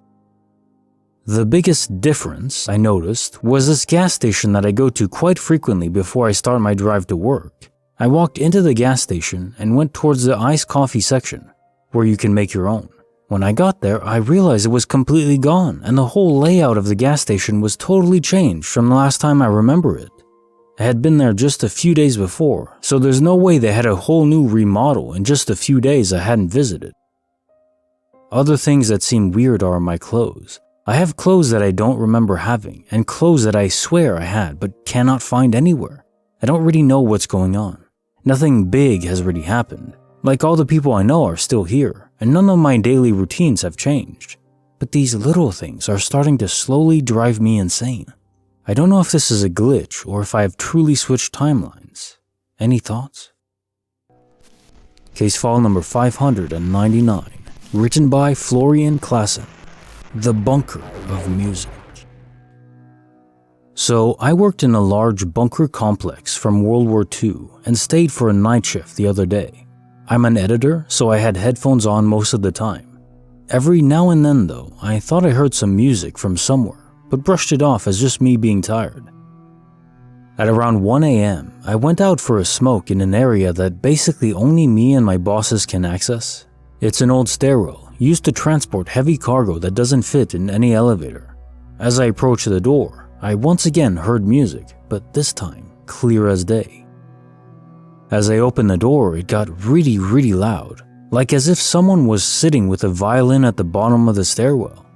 I work on the 4th floor. No other floor has direct access to the stairwell, except the very bottom. Needless to say, I was weirded out but thought, maybe some composer uses their free time and practices here? Yeah, I know, kinda stupid assumption, but the only explanation I had in the moment.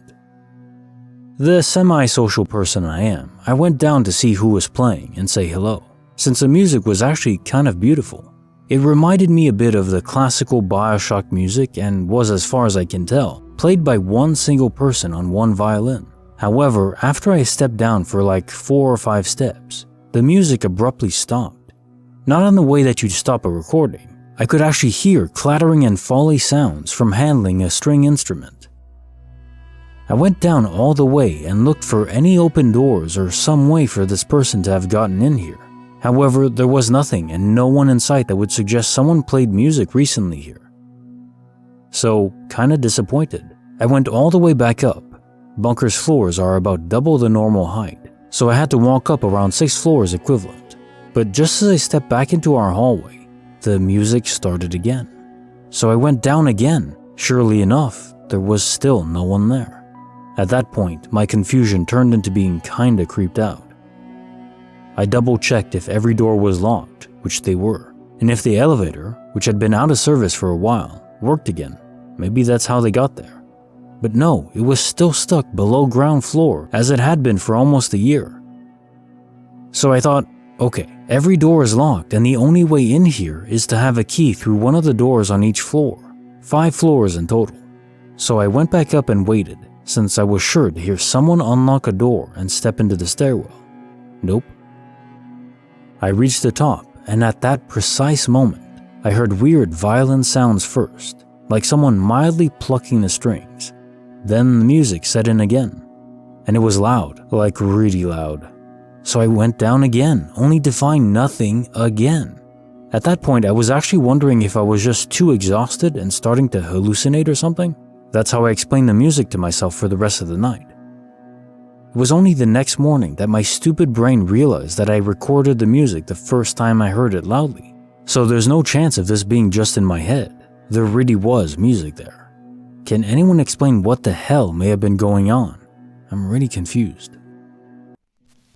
Case file number 600, written by Here Comes the Bastard. We have conflicting memories, or lack thereof. Hello. So last night I went to lay in bed around 10:40 p.m. and my wife stayed in the living room. I laid in bed for about an hour bouncing around Reddit, YouTube, etc. when I heard something fall. It kind of startled me, so I got up assuming my wife must be coming to bed or maybe knocked something over.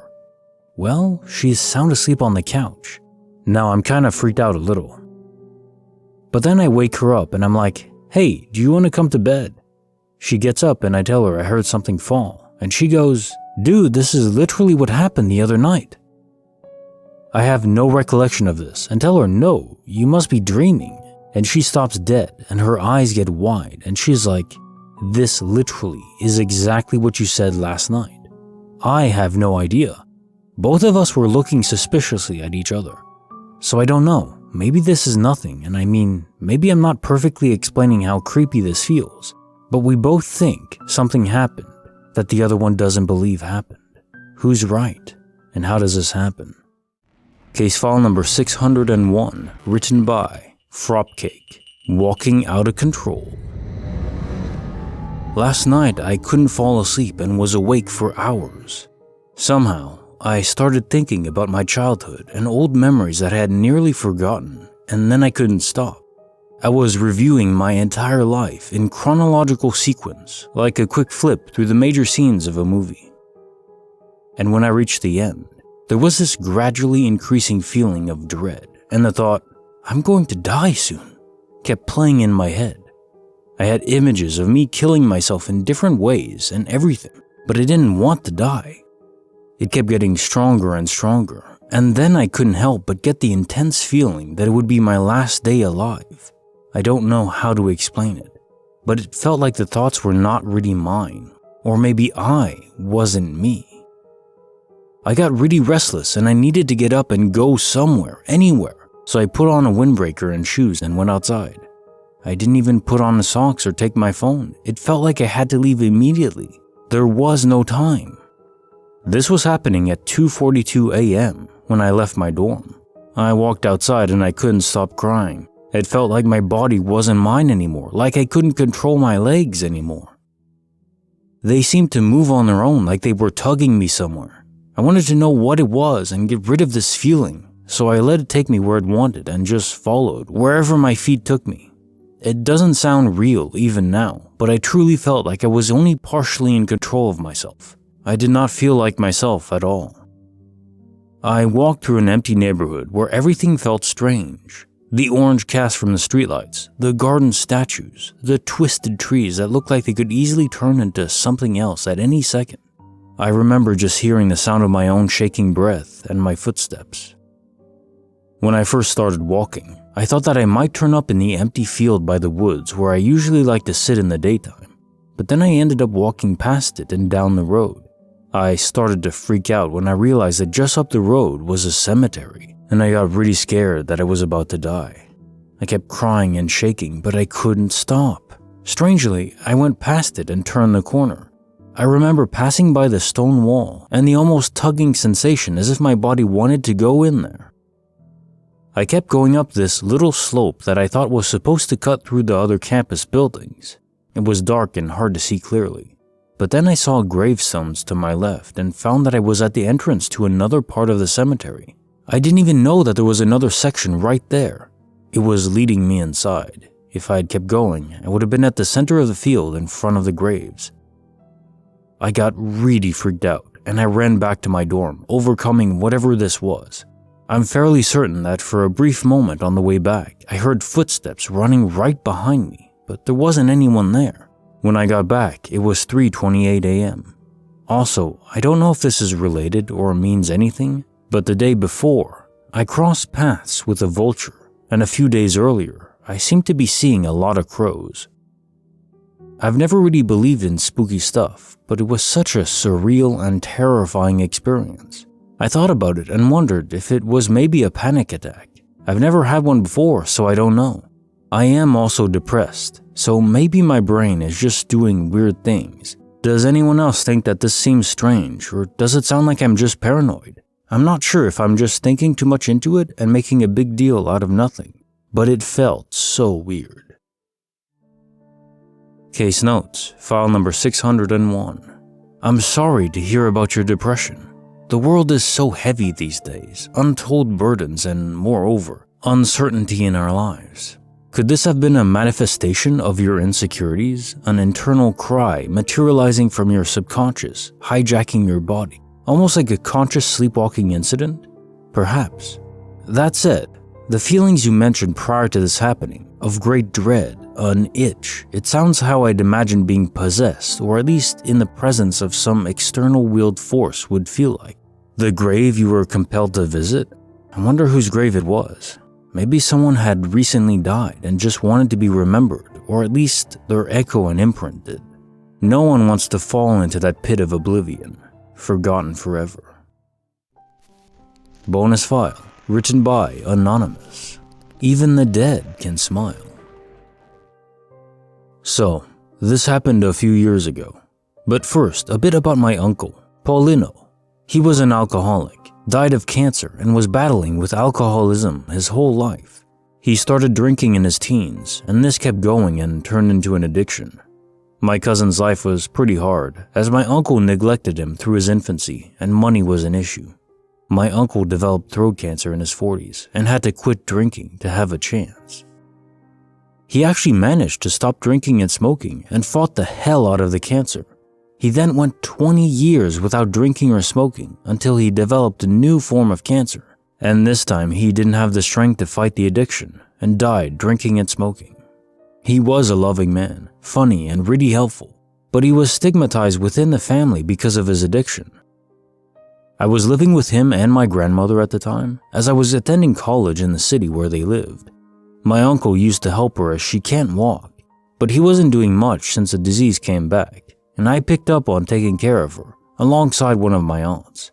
I tried to be supportive for him, but I know how hard it was for him to deal with the addiction and the cancer, again. I really cared for him, and the worst part was feeling everyone else draw away from him as he was slowly dying. At the funeral, he was in the coffin in the middle of the room, and we were all around him. When the time came, people started talking about him, and I couldn't keep my eyes off him. He had a neutral look, but you could distinguish sadness in his face, especially around his mouth. Everyone that spoke said good things about him, but they all mentioned his diseases or the addiction, or how it was hard dealing with that, the sadness of watching him go back to it, etc. I wanted to say only good things about him, but I had no strength. But after my cousin spoke, his wife started talking and only said fun things about him. The times he helped her and how he was like a father she never had, and some funny situations. It was the only time that I took my eyes off of him because his speech was so moving and because it was really representative of his good nature, what I wanted to say but didn't manage to.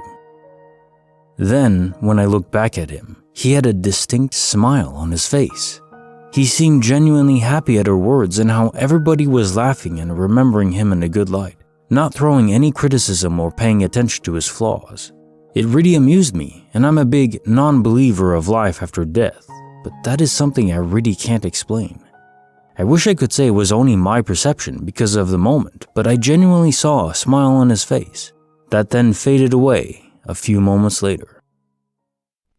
Bonus file, written by 6 Feet Below. That's my voice coming from the woods. During a school break, me and my mom and one of my older brothers went to visit our uncle and his ranch in Nevada. I have trouble sleeping, so one night I decided to take a walk around the perimeter of the ranch, just for some air. I made it all the way to the other side of the ranch, to the far end of the pastures. From the last fence to a woodsy hill area is about 50 yards. I decided to stay and look up in the grassy area to look at the stars. What no one has told this city girl was that with no trees and no lights, save for the barn on the other side of the ranch, you can see so many freaking stars. It was breathtaking to see the universe like that. Light pollution robs us of some amazing views. I started whistling. I heard a branch crack, so I stopped, a little startled. Then something else started to whistle right at me. I froze, and it seemed like every hair on my body stood straight up. I couldn't move, and the whistling got louder and closer. It was the almost exact same nonsense melody I was whistling not 15 seconds ago. I know what you're thinking, but OP, birds are a thing. Bull freaking crap. I know the difference between a bird and whatever the hell that was. And this ain't even over yet, so buckle up. I, the stupid white girl in a horror movie, decided to say, hello? Something said, hello, right back to me in my own voice. And yes, I know what my voice sounds like. Slightly raspy, faint Bronx accent. Usually lower pitched unless I'm excited or mad. Then it's usually so high pitched, my friends say I sound like Harley Quinn on Adderall. Another branch snapped, and that was my cue to freaking book it back down around the paddocks, back to the barn and the main house, which was about 2 acres. It was like a blur. I have knee issues from a car crash, but I didn't even feel an ache as I sprinted all the way back to the main house. I still don't know what it was.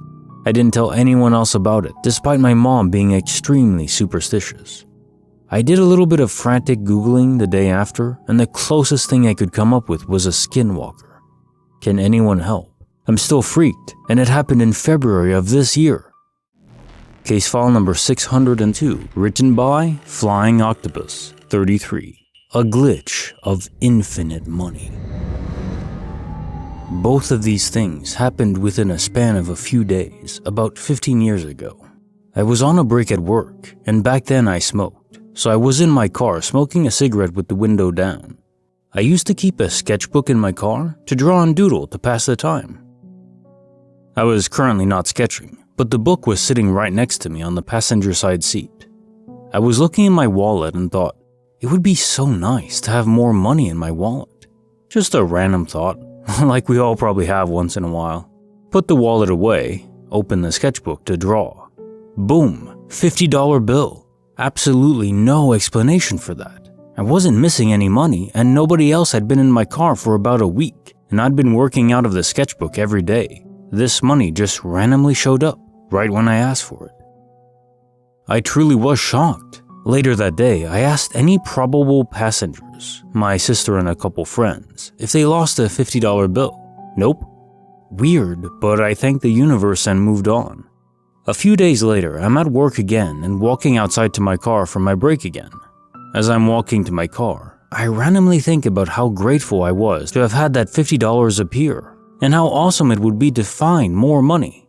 No joke, I walk another 25 feet and something catches my eye. It was a small pile of 4 $100 bills. What are the odds? My jaw drops and I can't even begin to understand what's happening. I think, okay, this is someone else's money. So I brought it to the front office. I worked at a school, and asked the receptionist to hold it and to help me find if someone dropped the money outside somewhere. Well, after a week, nobody claimed the money, so she said it was rightfully mine. I guess it was meant for me all along? Anyone had this happen. I was so grateful yet confused, and still am. I'll always remember those 2 instances. Case notes, file number 602. So first, of all the superpowers, generating infinite money is high up there. Think about it, you could become your own Batman. Epic. But to be serious, this is the second story in just a couple of weeks where someone, through their own conscious will, is either manifesting matter from thin air or directing the universe to shift their path so they end up where they want. In your case, with free money in front of them. How that $50 bill got in your sketchbook is the greater mystery though. To manifest a different path, well, that would just require additional information. Say someone dropped $400 earlier. You say to the universe, more money please, and the universe sends this info subconsciously and you're directed right in the path of it, at the right moment. That all makes sense and seems very plausible. But on the other hand, manifesting $50 into your sketchbook from thin air is an entirely different beast altogether, physically speaking. It's like that scene in the rebooted Willy Wonka where Mike, the rude science kid, was trying to mumbly explain to Wonka how much energy it'd take to materialize a chocolate bar from nothing, through a TV in that case. Let's just say there's a lot of energy wrapped up in mass, any mass, including that $50 bill. Just a few grams would be enough to nuke a city. It's mind-blowing how much power is in matter, even at rest. We're just not able to extract most of it, sadly. Bonus file, written by Sabs071, an angel and a baby. When I was 6 years old, I woke up in the middle of the night and saw a girl in a white dress praying at the bottom of my room. We had an old dresser table back then with a statue of Our Lady of Roses on it.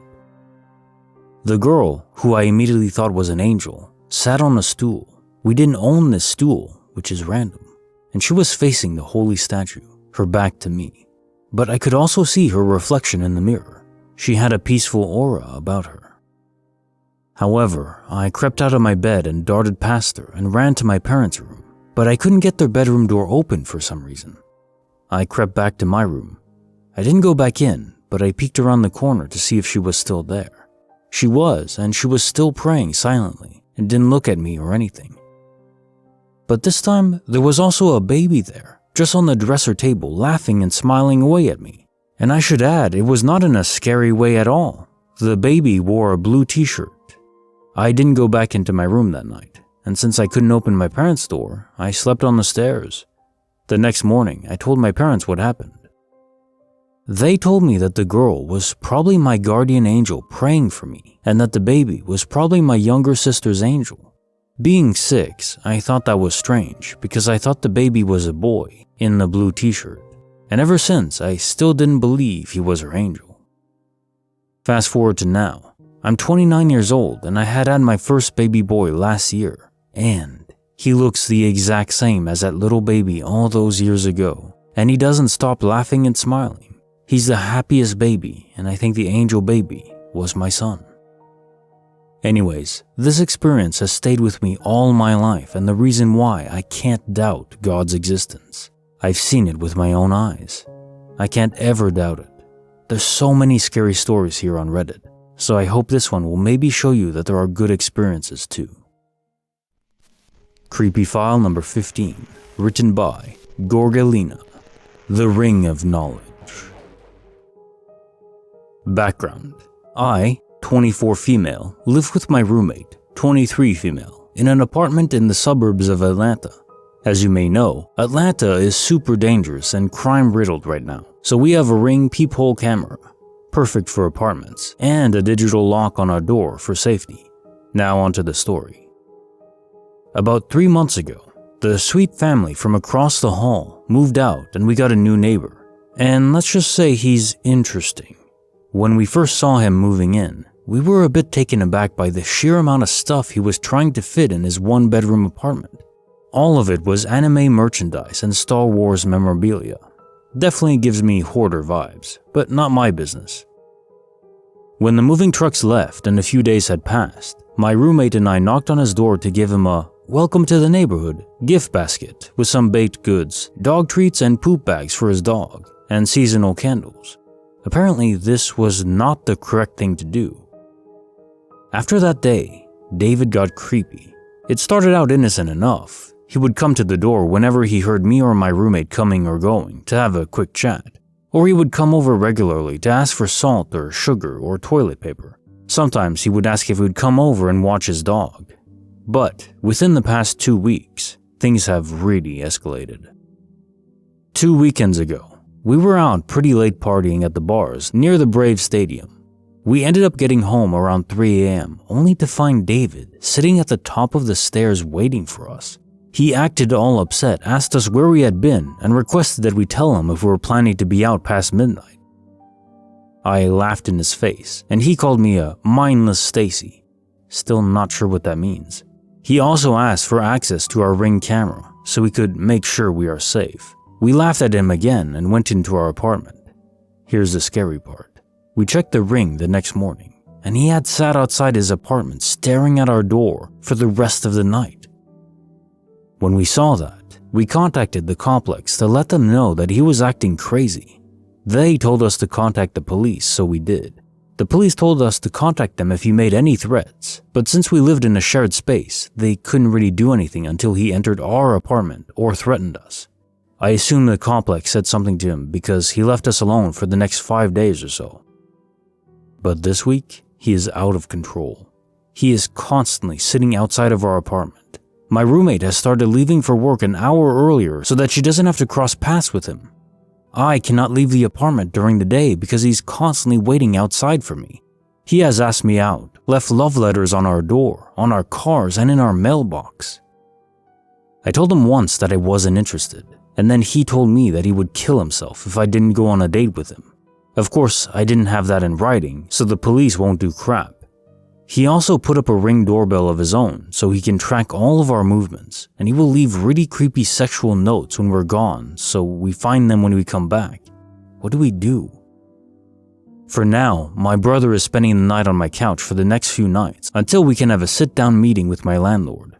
We have collected all of the evidence and Ring footage, so we can show how much this has progressed. I'm sure the landlord and the police think we're being dramatic little girls or whatever, so we're not going to take no for an answer.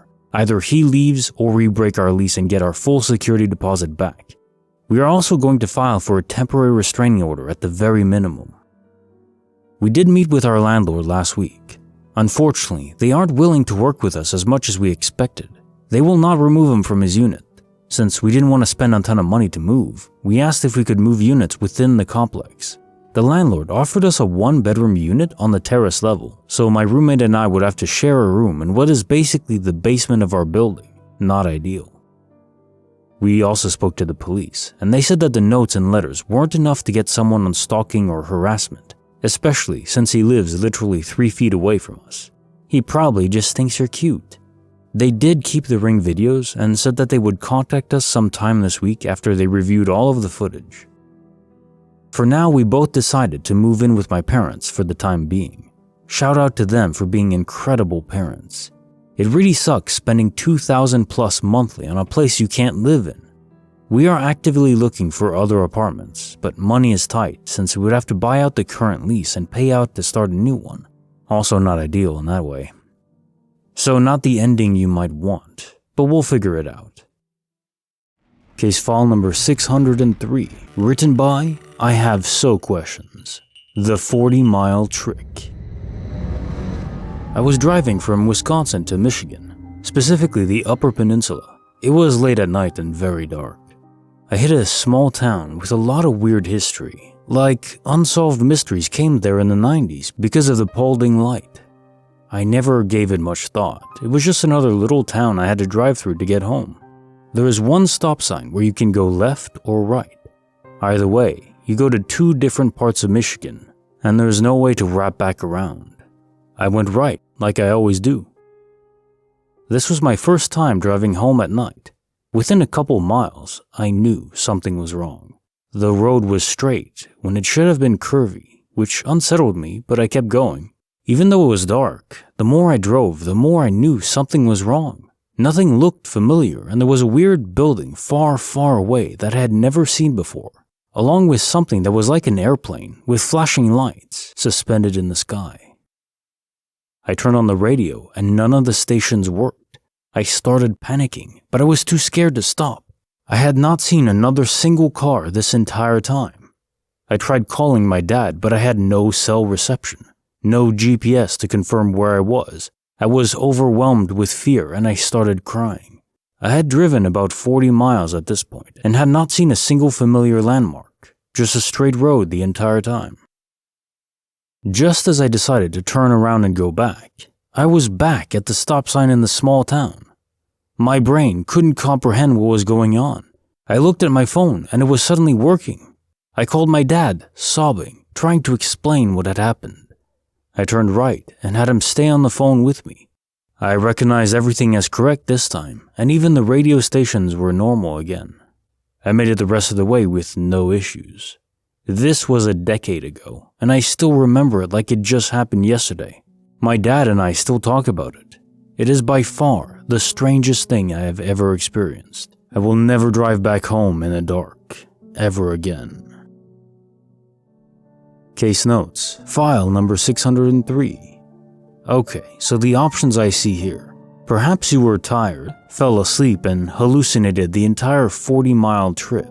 However, based on your description, it seems unlikely. It would be an incredibly lucid dream state if so, and moreover, even if you had fallen asleep suddenly, you wouldn't have entered REM state or dream state instantly, unless you were somehow hypnotized. But no. When you mention lights in the sky, let's face it, this must have been an alien abduction.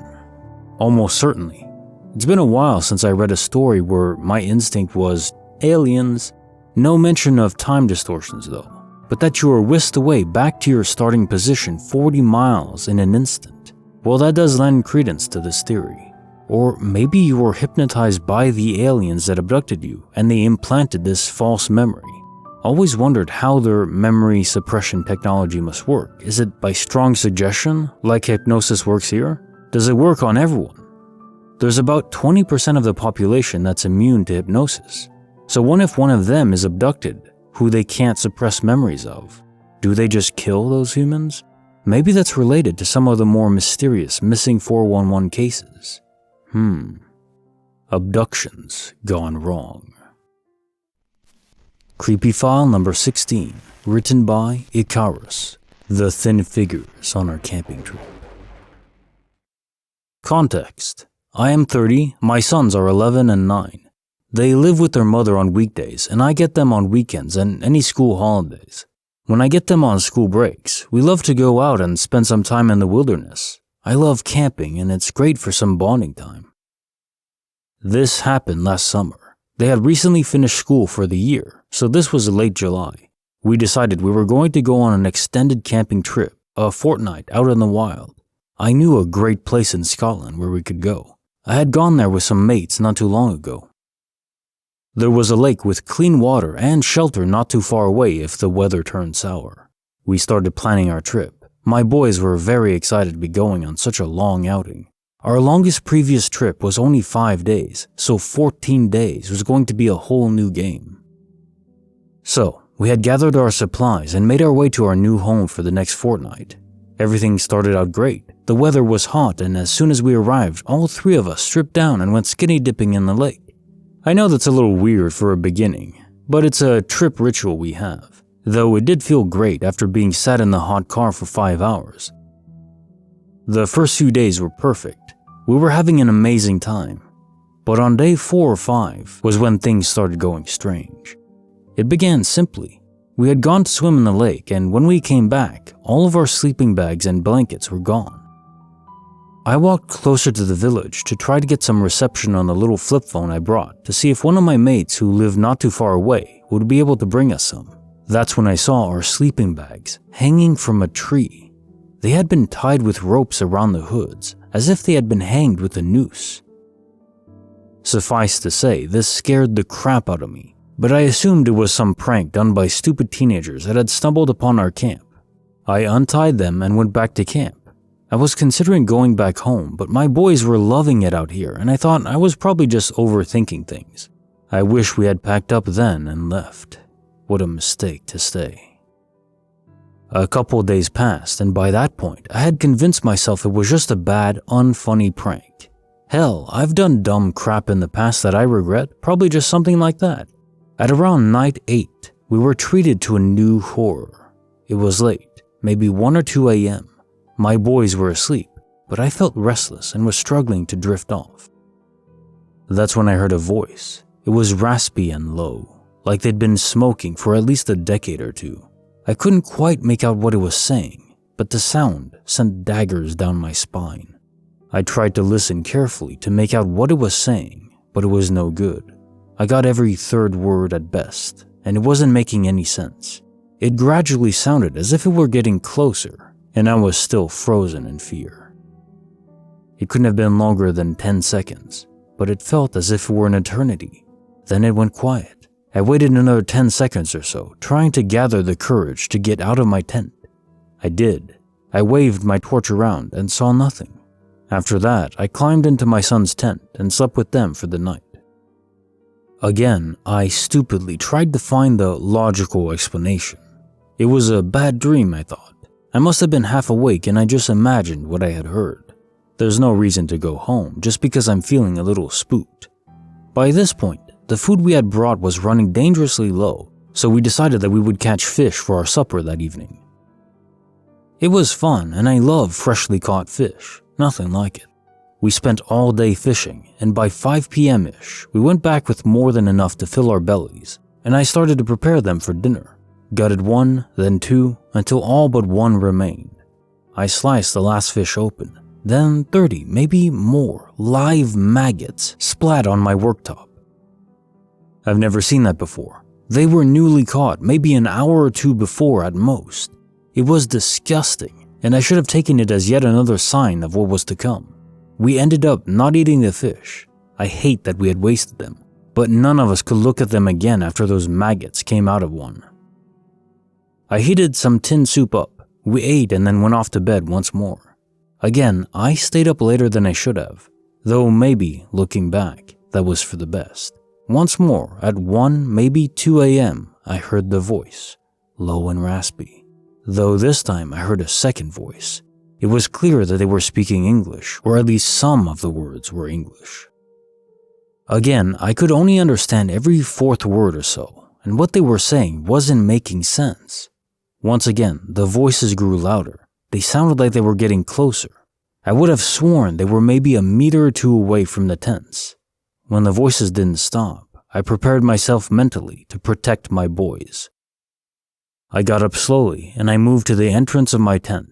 I stepped out with my fists out in a mock fighting pose. I would have no clue what to do in a real fight, but that doesn't mean I wasn't going to defend my kids. I waved my torch around frantically, searching for the origin of the noise, when I saw them.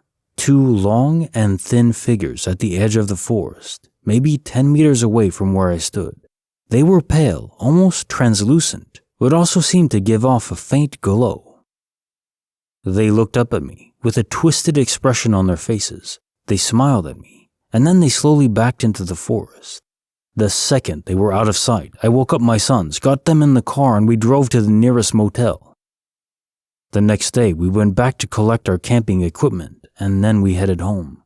That wasn't the end of the camping trip that I wanted, and on the whole, I had managed to protect my boys from knowing the scary things that had been going on, though needless to say, we won't be going back to that camping spot anytime soon. Case file number 604, written by T.L. Brown. Mr. Mandela strikes again. About 2 blocks to the left of my mother-in-law's house, there is a daycare, or at least there was, until yesterday. A year ago, we lived right across the street from her, and I remember seeing little kids walking home from the school with their moms and backpacks on. I vividly remember the sign out front, which had a rainbow and sun on it. When I was driving to her house from a different way than I'd usually come, I used the daycare as a landmark to know my turn was coming up, since I've missed the turn in the past. I've even turned down the road right after the daycare by mistake a couple times in the beginning. The point is, I know this daycare was there, and it's not something I would just forget or mistake for its location. My husband and I were discussing daycare options for our son yesterday when I said, "What about the one right down the road from your parents?" He had no idea what I was talking about, and I didn't understand why, because he and his family have lived there for many years. He brought it up to his parents when we picked up our son, and they had no idea what I was talking about either. His mom walks everywhere, so I thought for sure that she would know what I was talking about, but didn't. We drove up and down the road twice so I could show him the school that I was talking about, but it wasn't there. The whole building was replaced by others as if it never existed. The little parking lot, the rainbow sign, and little one-story building were gone and replaced by nameless buildings I do not recall. My husband thinks I'm just misremembering or mistaking its location, but I know I'm not, and can find no evidence of this daycare on Google. About 2 months ago is the last time I remember seeing the school physically, because I had to use it as my landmark reminder to turn. So as you can guess, I'm really having a hard time trying to comprehend or figure this out, even starting to question my sanity a bit.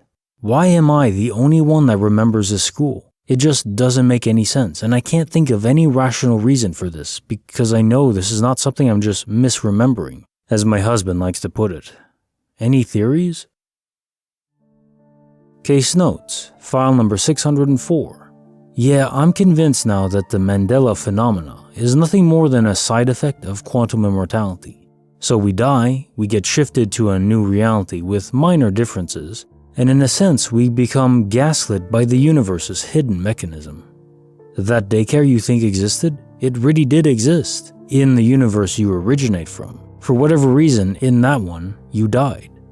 Now you're here, just another copy of yourself in physical form, among so many others, nearly an infinite amount. You've probably experienced other small anomalies too.